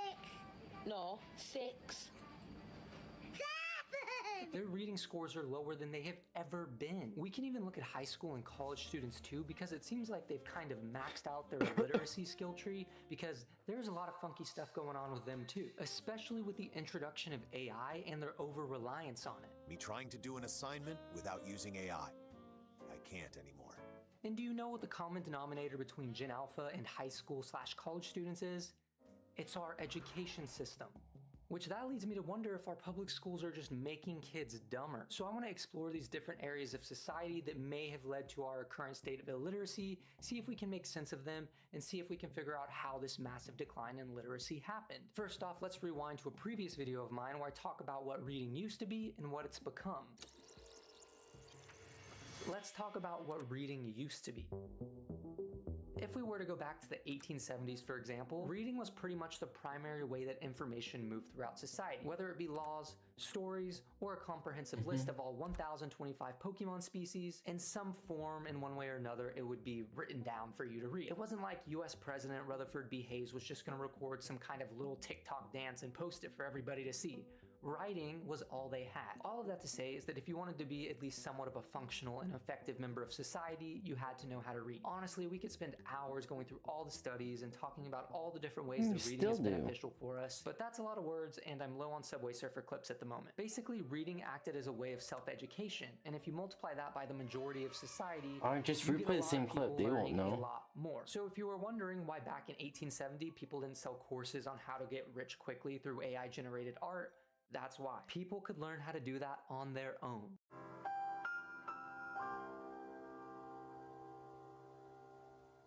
So at that point, we lived in a thriving society that was filled with growth, knowledge, and critical thinking, getting to a point where 99.6% of people were literate. So obviously there's been at least a tiny little itty bitty bit of a change since the days of reading for fun. I'm pretty sure the only form of reading most kids get these days is reading YouTube titles and TikTok captions. And I know this may be controversial to say, but I don't think reading a TikTok caption from 𝙂𝙚𝙣𝙚𝙧𝙖𝙩 is quite the same as if you read a book like Frankenstein. Maybe someone will prove me wrong on that, but I'm gonna say that with confidence. The thing is though, this massive decline in literacy didn't just happen overnight. It wasn't like little Billy invited Johnny Illiterate over for a sleepover, then the moment little Billy woke up, he didn't know how to read his Flintstone gummies packaging.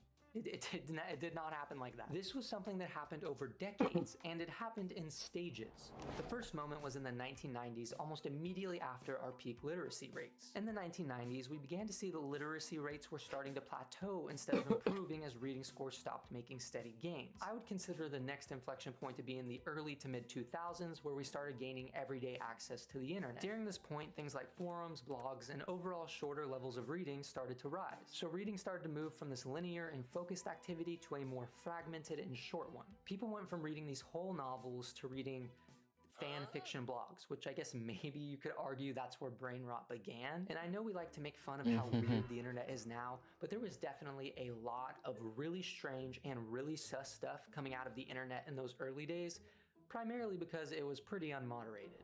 Then I would say the next major inflection point was the introduction of smartphones. I don't know if we need to talk about that too much because I think it's pretty obvious. We have short attention spans now, and that's because of how much access to information we have and how fast-paced everything is. 1 second I could be reading about World War II, then 5 seconds later I could start playing Candy Crush, and then I could follow that up by watching a bunch of book talk thirst trap videos. Why do all the attractive men have thousands of followers? I'm trying to shoot my shot. Dang it. Brick by brick. I'm gonna miss you when I scroll. On that topic though, there actually is a little bonus inflection point I want to add, and that would be COVID. I don't want to spend too much time on it, but basically it made us dumber. So all of those things are things that have already happened. We're already past those moments in time, but there's one more inflection point that I want to talk about, and it's one that we're currently living through. And that's the introduction of AI. But here's how AI made this literacy situation way worse.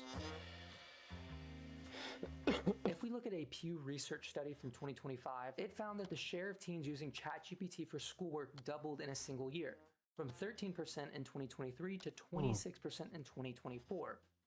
Which I'm actually surprised it's even that low. It seems like I can't go and talk to a single living person, not that I talk to people who aren't living, but I can't talk to a single living person without them speaking like there's some kind of ChatGPT personification. They even speak with those little M dashes that ChatGPT is known for using. Like I literally see the little lines coming out of their mouth.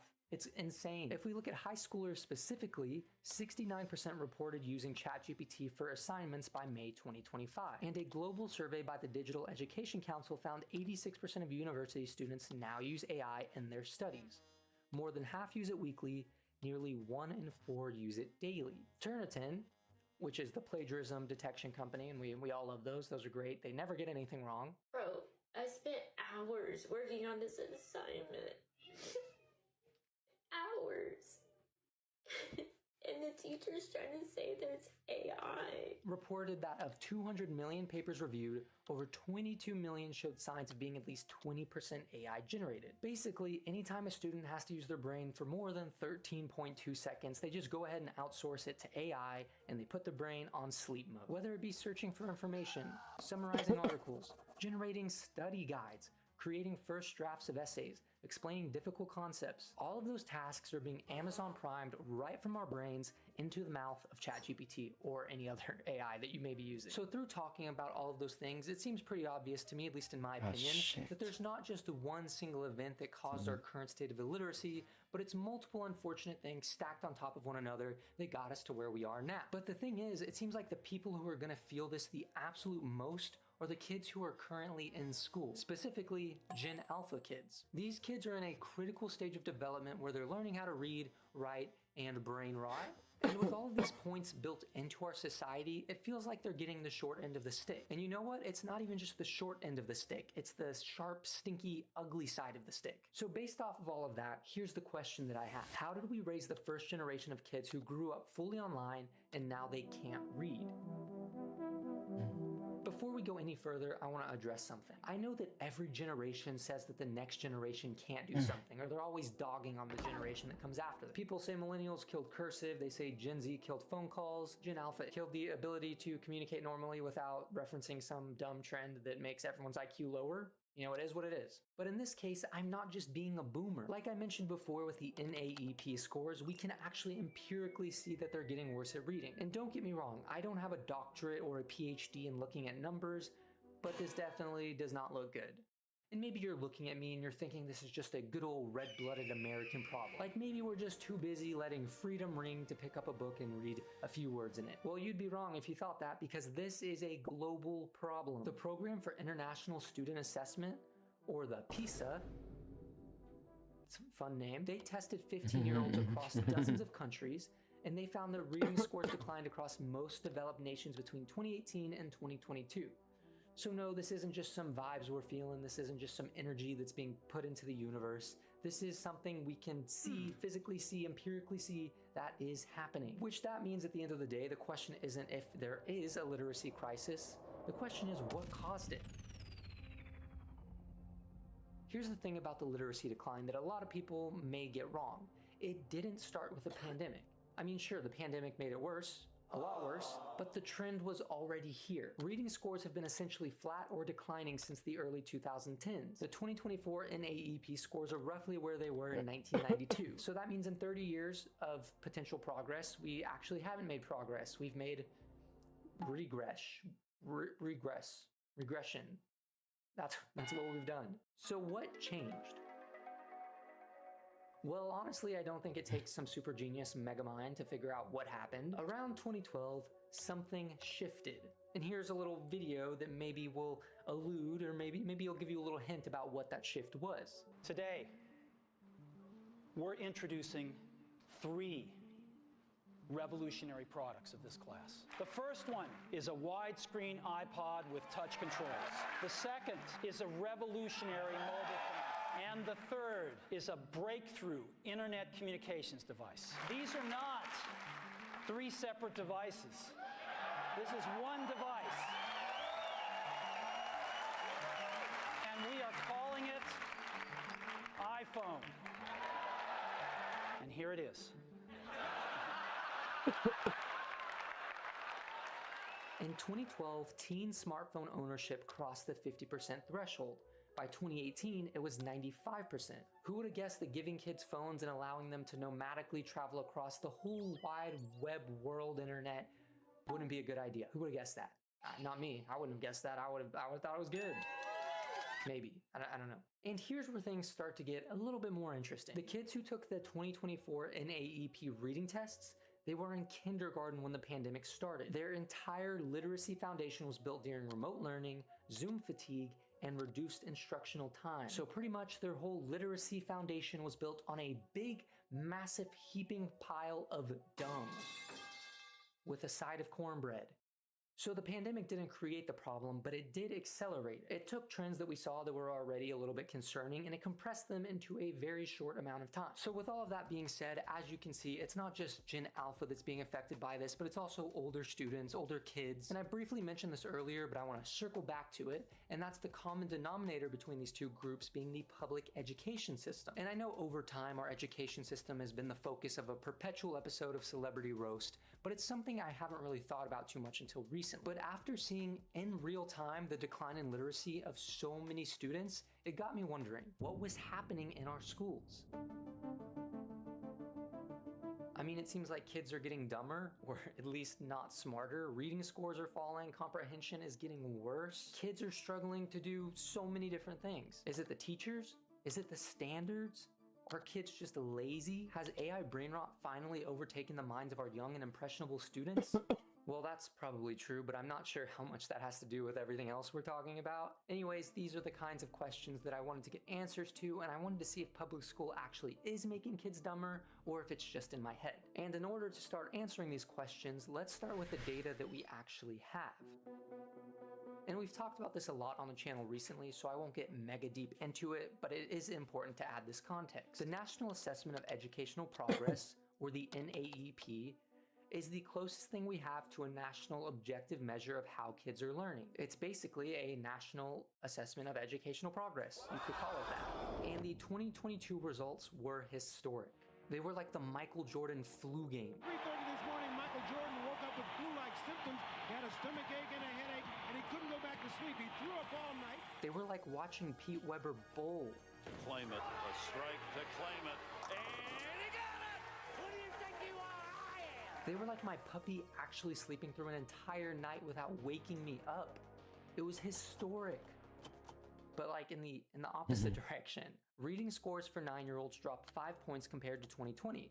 That's the largest decline since testing began in 1990. By 2024, 40% of 4th graders were reading below basic proficiency. And that doesn't mean that they were struggling just a tiny little itty bitty bit, but they were full on below basic. That means you could hand a 9-year-old a simple passage and they could not tell you the main point of it. For 8th graders, 1/3 now score below basic. And that is the highest percentage ever recorded. So there's real and measurable data that's showing a lot of suck is going on. But then with all of that said, that begs the question. Are these declining test scores showing that students themselves are getting dumber, or is there something else going on with public schools? Well, I'm no scientist at all. I mean, I wouldn't say I'm anywhere near a scientist, but I find it highly improbable that kids have just randomly gotten way dumber over the course of a few generations. I mean, I don't think it's very likely at all that our brains just magically turned into little gremlin brains. That just doesn't seem like that would happen. But I don't know, I'm not a scientist. I don't think that would happen. That would mean that the only other option is that something's going on with our system. So what happened to our schools? If you're like me, there's a few big moments in recent history that you could point to as maybe things that messed up our whole education system. There was the 1990s plateau. Reading scores stopped improving. After decades of steady gains, the line went flat. This was the era of cable TV, early internet, the beginning of competition for attention. But even with all of that, it was manageable, and kids still read just a little bit less, like they were opening their books maybe just a little bit less. Then there was the 2010 to 2013 period. Around this time, this is when smartphones started to become extremely common. Like, I feel like you couldn't go anywhere without seeing a 2-year-old with a smartphone in their hands, probably playing Roblox or something, or messing around on the photo booth app, which was a fun app to mess around on, I'm not gonna lie. And at the same time, as kids started getting more access to smartphones, and they started, smartphoning everywhere and doing all the touchscreen stuff, whatever kids did on smartphones, something else started to decline at the same time. The percentage of 13-year-olds who read for fun almost every day was 35% in 1984. By 2012, it was 27%. By 2023, 14%. So there's a big drop there. There is a big drop of students not reading, not opening their books. Kids aren't reading Frankenstein like they used to. It's crazy. It's alive. Oh, it's alive. It's alive. It's alive. It's alive. So during this time period, during the whole introduction of smartphones and all of that, this is when we really started to see a huge decline in reading and a huge increase in brain rotting, which is great. We all love a good brain rot. Then, of course, there was the pandemic.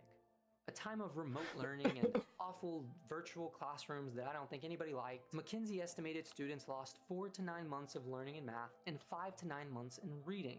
But here's the good news. Brains are plastic, reading skills are trainable, writing improves with repetition. Nothing about anything we talked about here today is permanent, but it does require a choice. A choice to embrace difficulty even when ease is available. A choice to write the paragraph yourself when ChatGPT can spit out an essay written like a 15th century peasant to you in a second. A choice to sit with a struggle instead of PPing every chance you get. Proficiently prompting. And like I said, this is something that's a particularly big issue with students, especially younger ones, when you consider how bad their literacy rates already are, which I talk about more in this video right here, so go ahead, check that out. But other than that, thanks for watching, and I will see you next time. Yeah. Oh boy, let's start with this one. Hello guys and gals, me 𝙂𝙚𝙣𝙚𝙧𝙖, and boy oh boy, this Epstein stuff just does not stop, ladies and gentlemen. Now, it's been a while since I've kind of covered this whole story, and you know, is there a big development that's happened, or are there more files that are released? The reality of it is, now we're at the point where we're just clearing house and pointing fingers at individuals. Now, I don't usually jump into the world of, like, you know, American, like, politics. It's only really important to me in the That context gives of the me a Epstein shiny, files. Remember, it's a very good huge finish. human trafficking network that is actually 100% proven, and unfortunately the reality of it is that there's a lot of co-conspirators we have no idea of, because the most powerful country in the world is actually like pretty much, this. in my opinion, just protecting them. You know, we're not getting names, we're not getting faces. A lot of these people that have tons of money, tons of power in the world are allowed to do tons of evil shit, and I guess most of us are just supposed to sit here and I guess kind of just take it. You know what I mean? Now, what's interesting about it, ladies and gentlemen, and the reason why it's kind of a story today, is that apparently it seems like the chief, the Attorney General of the United States, basically the top cop, in this case it was Pam Bondi. Now, we basically listened to her talk and yap about these Epstein files, and you know, she had brilliant quotes like, the Dow right now is over. The Dow is over $50,000. I don't know why you're laughing. You're a great stock trader, as I hear, Raskin. The Dow is over 50,000 right now. The S&P at almost 7,000. You know, when you look into her history about this topic, she started off kind of saying that, look, there's a ton of information on my desk that contains some really, really sick stuff, and we need to prosecute bad people. And it basically went into not a single prosecution, nothing. Effectively, what's happening is every other country is kind of trying to make, like, consequences stick. But it just seems like in the U.S., it ain't happening. And, you know, there's been a lot of distractions that have sort of come at us, whether they be aliens, fucking war with other countries, so on. So at this point, I'm pretty sure the U.S. government will probably announce that ghosts, the paranormal, fucking exists. You know, they're going to call up the motherfuckers at TAP. You know, the guys that make, what is that, paranormal, what is that TV show online? What is that TV show? The one where they're like plumbers by day, ghost hunters by night. They're going to bring them and have them hunt for ghosts in the White House. That's how insane it's gotten. So yesterday, good old the president was like, Pam Bondi is a great patriot, loyal friend who faithfully served as my attorney general over the past year. She did a tremendous job overseeing a massive crackdown in crime across the country. Murders plummeting to their lowest level since 1900. We love Pam. She'll be transitioning to a much needed and important new job in the private sector. Now, I'm sure she'll probably make a lot of money over there, but I don't know, she's kind of already cooked that career. Now, what's replacing her is a guy called Todd Blanche, who is also just as bad, if not worse, when it comes to prosecuting people that may have been connected to Epstein. And I say may have been because really it's up to the DOJ to do their job, but if the Department of Justice isn't doing anything, then fuck it. Nothing's basically gonna happen, boys. It is what it is. You know, it's wild too. I actually doubt the fact that she got kicked out on good graces, because apparently this was a photograph that was, you know, captured by the media. Apparently her portrait was thrown into the fucking trash. I think before she even stepped out of the actual office. Crazy shit, dude. Now, there's been a lot of speculation, too. What's really interesting is, for anybody that doesn't know, the Epstein stuff is not stopping. There's an entire committee in the White House that's like, no. Come over here. We got to have more talks. She was supposed to come for a subpoena, a deposition on April 14, 2026. It was addressed to General Bondi. Now, from what I've heard, just because she's been fired doesn't mean this isn't going to happen. So basically, the committee is reviewing the possible mismanagement of the federal government's investigation on Mr. Jeffrey Epstein and Miss Ghislaine Maxwell, the circumstances and subsequent investigations of Epstein's death, the operation of sex trafficking rings, and ways for the federal government to effectively combat them in ways in which Mr. Epstein and Maxwell sought to carry favor and exercise influence to protect their illegal activities. And I think it's a good, this is a sign of what a good country can do, where, if you do detect that there's corruption in your nation, you do your best to stamp it out. Seems like that ain't fucking happening these days. Now, the reality of it is they say possible mismanagement, but I'm going to just err on the side that there definitely has been serious mismanagement. The FBI has probably done, the DOJ has probably done the worst job trying to cover up this entire situation. Whether it be metadata getting leaked out, whether it be the fact that redactions weren't properly done in some cases, whether it be that victims were re-victimized in this whole situation, whether it be the fact that people who had no reason to be fucking redacted were actually redacted in the first place. There is such an insane level of mismanagement, it would make a fucking banana republic shit itself with how stupid this looks. Now, it's really interesting, too, is that even other guys like Kashyap Patel, and a lot of people are like, Muda, why are you so hard on the Indian guy? Well, I don't know, motherfucker. It's because I am the Indian guy, okay? I actually looked at this dude and I was like, man, it's good to see some representation. And then you see how much of a DEI hire this guy is, and I use that term appropriately over here. Like, I use that in the mocking way that some people will say, because this guy literally was hired for it's not like this guy had any fucking merit whatsoever. I'm sure he had a great career, but his mismanagement and constant dick sucking is so hilarious to watch that it makes me wonder how he gets up on here, how he has the balls to actually come out and basically still protect anybody. Like, dog, you are part of the FBI. Your job is to stop serious cases. That involves human trafficking. And I think that without a shadow of a doubt, this man has, in my opinion, personally, I believe, okay, and I say these things for legal reasons, but I do personally believe him. I think he's done far exceptional. Like, I think he's done a great job at not pursuing any level of justice in this situation. I think he's done a great job being somebody that is a great sycophant, somebody that just sucks up the people at the top. In fact, everyone over here who's getting cleared out now, whether it be Pam Bondi, whether it potentially be this guy, or people that are kind of turned into like scapegoats for not just this Epstein stuff, but really all the other ills that has been going on in the federal government. And I think that is not just a great attempt at trying to divert the blame, but trying to like put a lightning rod on certain people so people stop looking at those in the top or even beyond. But it's just gross to see happening right here. And I'm actually the only saving grace. One of the reasons that I can make this video and feel happy about it too is that I don't think people are actually buying it, and that's just a good thing to see. Now, I started to look a little bit closer into people like Bondi, for instance, right? And when the threats start unraveling, it gets even wilder, right? Like, for instance, this is from the Citizens for Ethics, and when you start to look at the history of this guy and this woman, you can start to see that the seeds of miscarriage were sown pretty fucking early. So back in February 1st, 2008, what turned out was like there were complaints made to this Trump University, Trump Institute, and all these organizations. For anybody that doesn't know what it is, this is basically like Trump University back in the day. It was like a for-profit realtor college.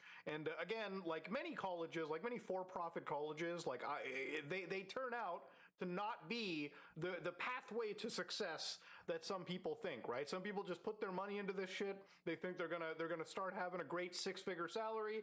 Doesn't fucking happen.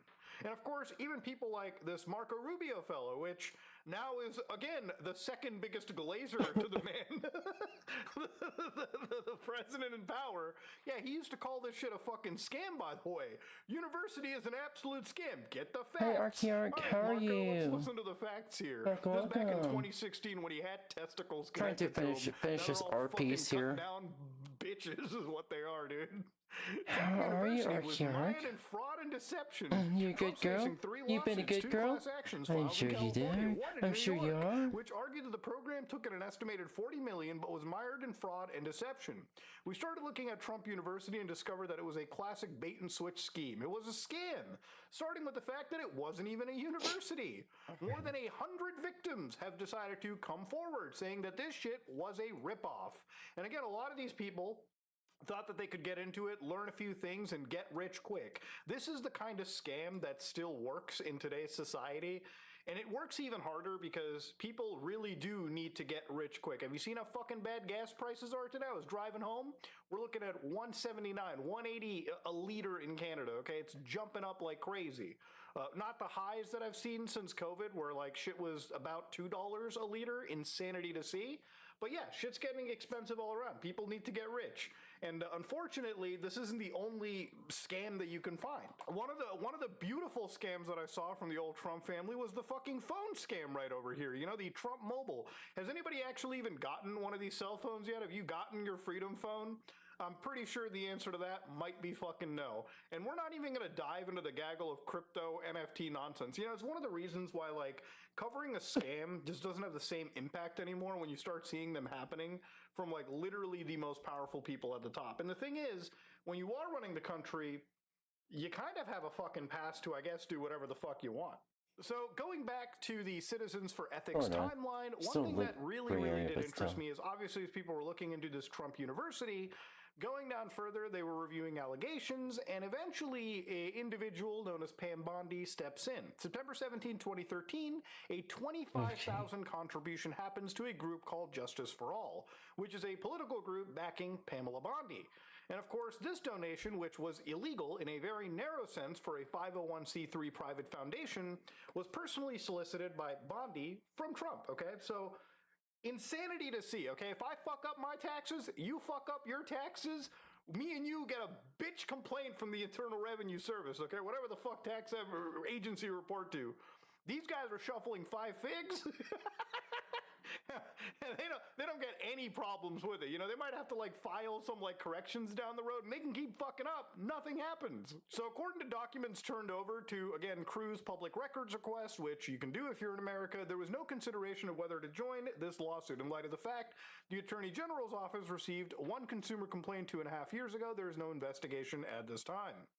So again, right over here, the Tampa Bay reports that this organization received the contribution from the Trump Foundation. And despite previously acknowledging the 22 complaints, internal emails show that between October 17 to 18, 2013, the Office of Attorney General employees weeded out any complaints about the Institute and related entities to claim that there was only one complaint about Trump University. So again, just to give you an insane idea over here, right? Like you cut a check, $25,000, by the way, which, don't get me wrong, it's a lot of money, but you have to imagine, right? For somebody who has a stoic career like Pam Bondi, allegedly, of course, in this case, is that enough to compromise you? You know what I mean? Like, I don't know, man. I've had sponsorship offers that are like double that, okay? Like the word, like insanity, you know, like the worst sponsorship offer. I imagine she could solicit way more money and still keep her ethics in some regards, right? Allegedly, if this is all 100% kosher and halal. So Trump representatives admit to the illegal donation, blaming a series of clerical errors. Like I said,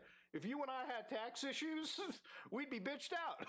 They can call it a clerical error. It's insanity to see, man. Like, you know, people always say like, Dan, do you have like derangement syndrome? I'm like, no, the facts are right here. You know, you just have to be able to read and parse it through. Bondi's like, I was never, nor was my office investigating him. Never. I would never lie. I would never take money. I was obviously devastated over this. I'm sure you are. I'm sure you are, you fucking bitch. God damn. But you can read all this for yourself. Citizensforethics.org reports investigations, Crew investigations, Trump Foundation, Pam Bondi scandal. And again, you should read this, right? Even if you're not somebody that is a fan, even if you're somebody that is a fan of Donald Trump, right? Even if you're somebody that's like, this guy is my fucking boy, I love this man with all my heart, you should be able to read everything about this. And it's this kind of stuff that I read that just sort of like fucks my mind up a little bit. Like it really does fuck my head up. the whole thing about this Epstein situation has sort of like been a real wake-up call for me.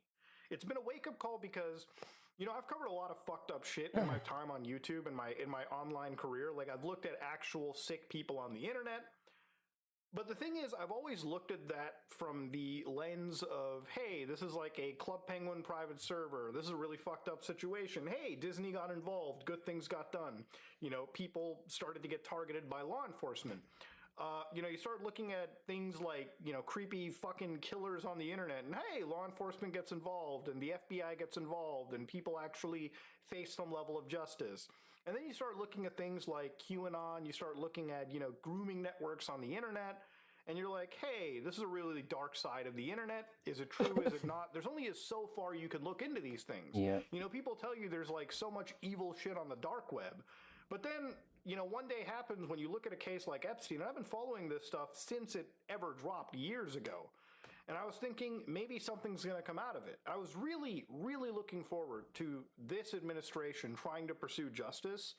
And all of that was shot dead in the water when I saw just how poorly this whole situation was handled. To be honest with you, ladies and gentlemen, the thing that really just also chaps my ass too, like, you can just look at the budget that came out as I was talking about this whole situation, and you can see that, you know, to raise money for wars on the other side of the world, they're taking away money from people that run farms. They're taking away money from shit like NASA, where, you know, you're taking away $3.4 billion here, $1.1 billion there, hundreds of millions of dollars away from this. You know, something that actually does lead to some level of science and technological advancements for not just the United States, but the entire world. That's being zipped away so we can bomb people on the other side of the world that we had no reason to bomb in the fucking first place. Shit's getting expensive. Shit's getting fucked up. Shit's getting annoying simply because of, again, people that are from a generation that shouldn't even be running in office are running the fucking world, you know? It's crazy. You know, after 65 years of age, you're supposed to retire gracefully and fuck off and do something. Except now you get to run the fucking country, okay? Whatever side of the aisle you're on. And not only run it, but run that shit into the fucking ground. You know, ladies and gentlemen, this Epstein stuff, there's really not much more that you can really say on top of it. Unless some actual, and I mean, I'm honestly like sitting here, unless an actual arrest is made, here's the reality of it. This has effectively been covered up. This has been covered up to the point where all people can do is sit down and say the most powerful, the most justice-hungry nation in the world stopped giving a shit about what is right and wrong and decided to, you know, just let a few people at the top enrich themselves.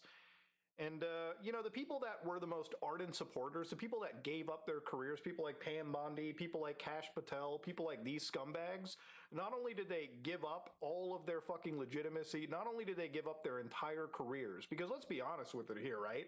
Their names are completely butchered and marred by this whole Epstein fuck-up and a litany of other fuck-ups. And what do they get in the end of it? They got kicked the fuck out. They got kicked out to the at least one of them, you know? I don't know what's up with the resident Indian for now. Maybe it's not as easy to kick him out of the office. Maybe it'll look a little bit bad. But who fucking knows? Ladies and gentlemen, this is me, 𝙂𝙚, and yeah, I don't know, man. I mean, this is an insane update, but I feel like one of the reasons why I do make these videos is because a lot of people do enjoy that, you know, it does stay in the limelight. People do talk about it.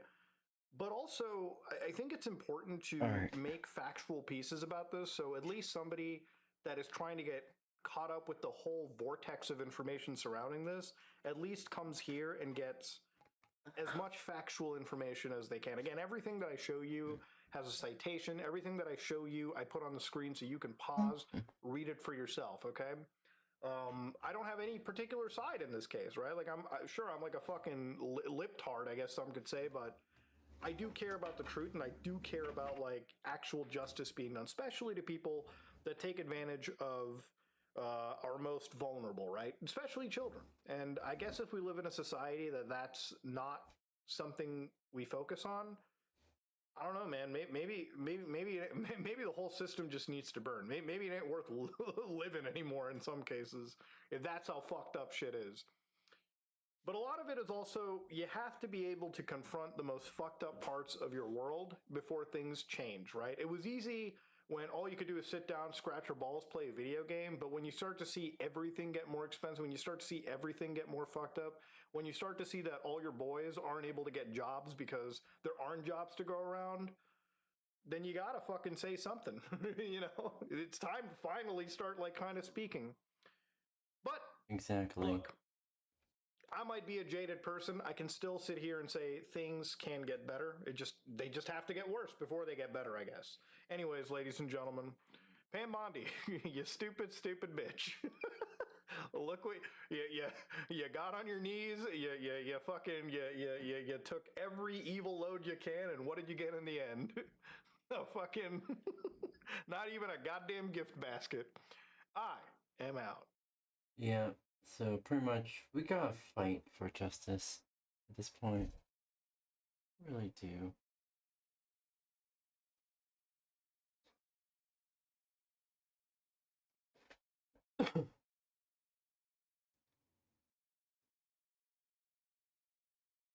Alright, there we go. Do real quick.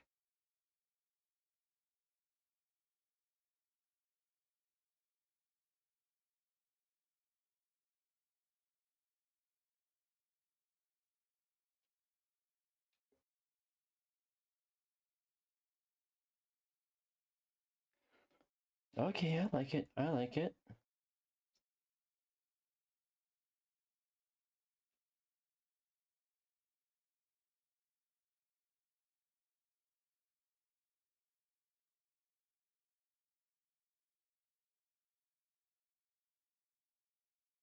Ooh. I say this is complete.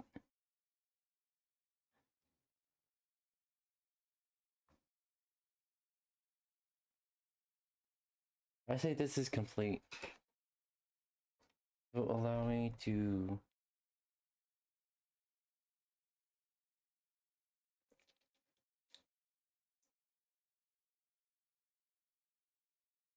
top its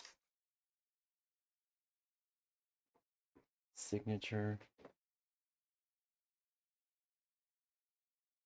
Alright. Make sure I get that.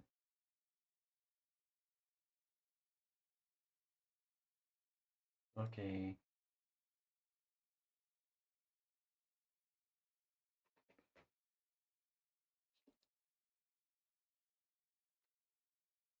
Alright, we gotta sign your name here now.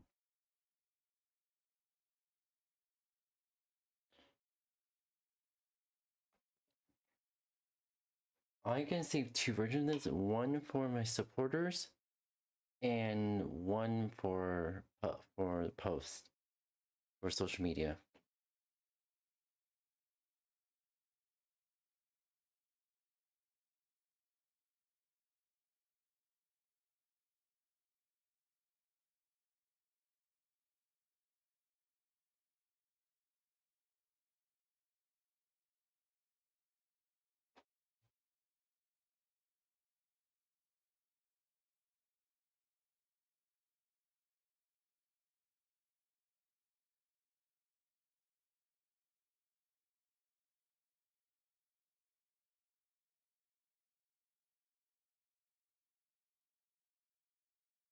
But outside that,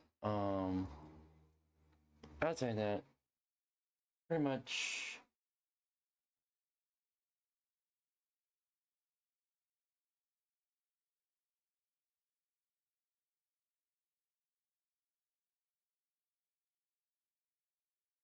First, I'm happy for this. I'm happy about this.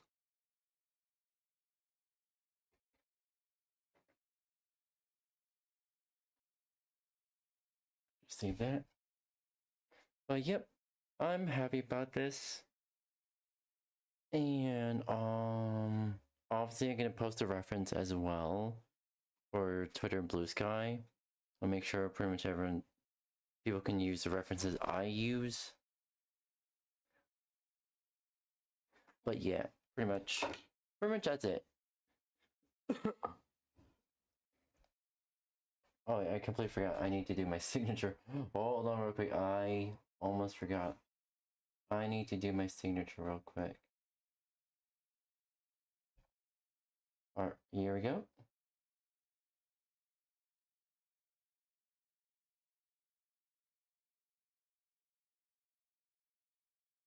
The fuck? Yeah.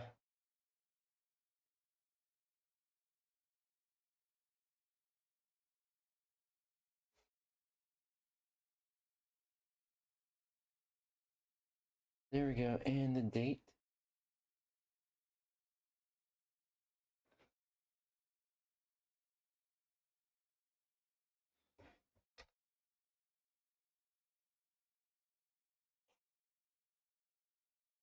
It is the 4th.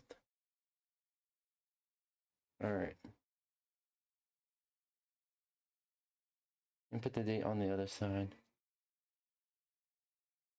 I like to date my art. And I like to date my art.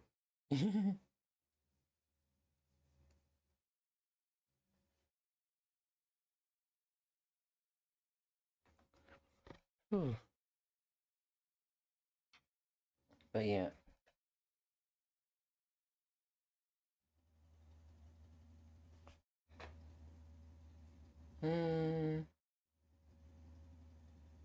Yeah, it's fine. That actually looks good. And you. Alrighty, chat. I'm gonna be ending off today's stream here. Probably gonna pretty much just relax, maybe get something to eat and get something to eat and then just go to sleep. But with that being said, I just want to say thank you everyone for joining today's stream. My name is Brainblitz. I'm a variety streamer. I stream lots of big games, ChatGPT, as well as I draw art, and hopefully I'll be doing 3D modeling for everyone here. That being said, I gotta get going on Blitzies. Bye bye, Matane.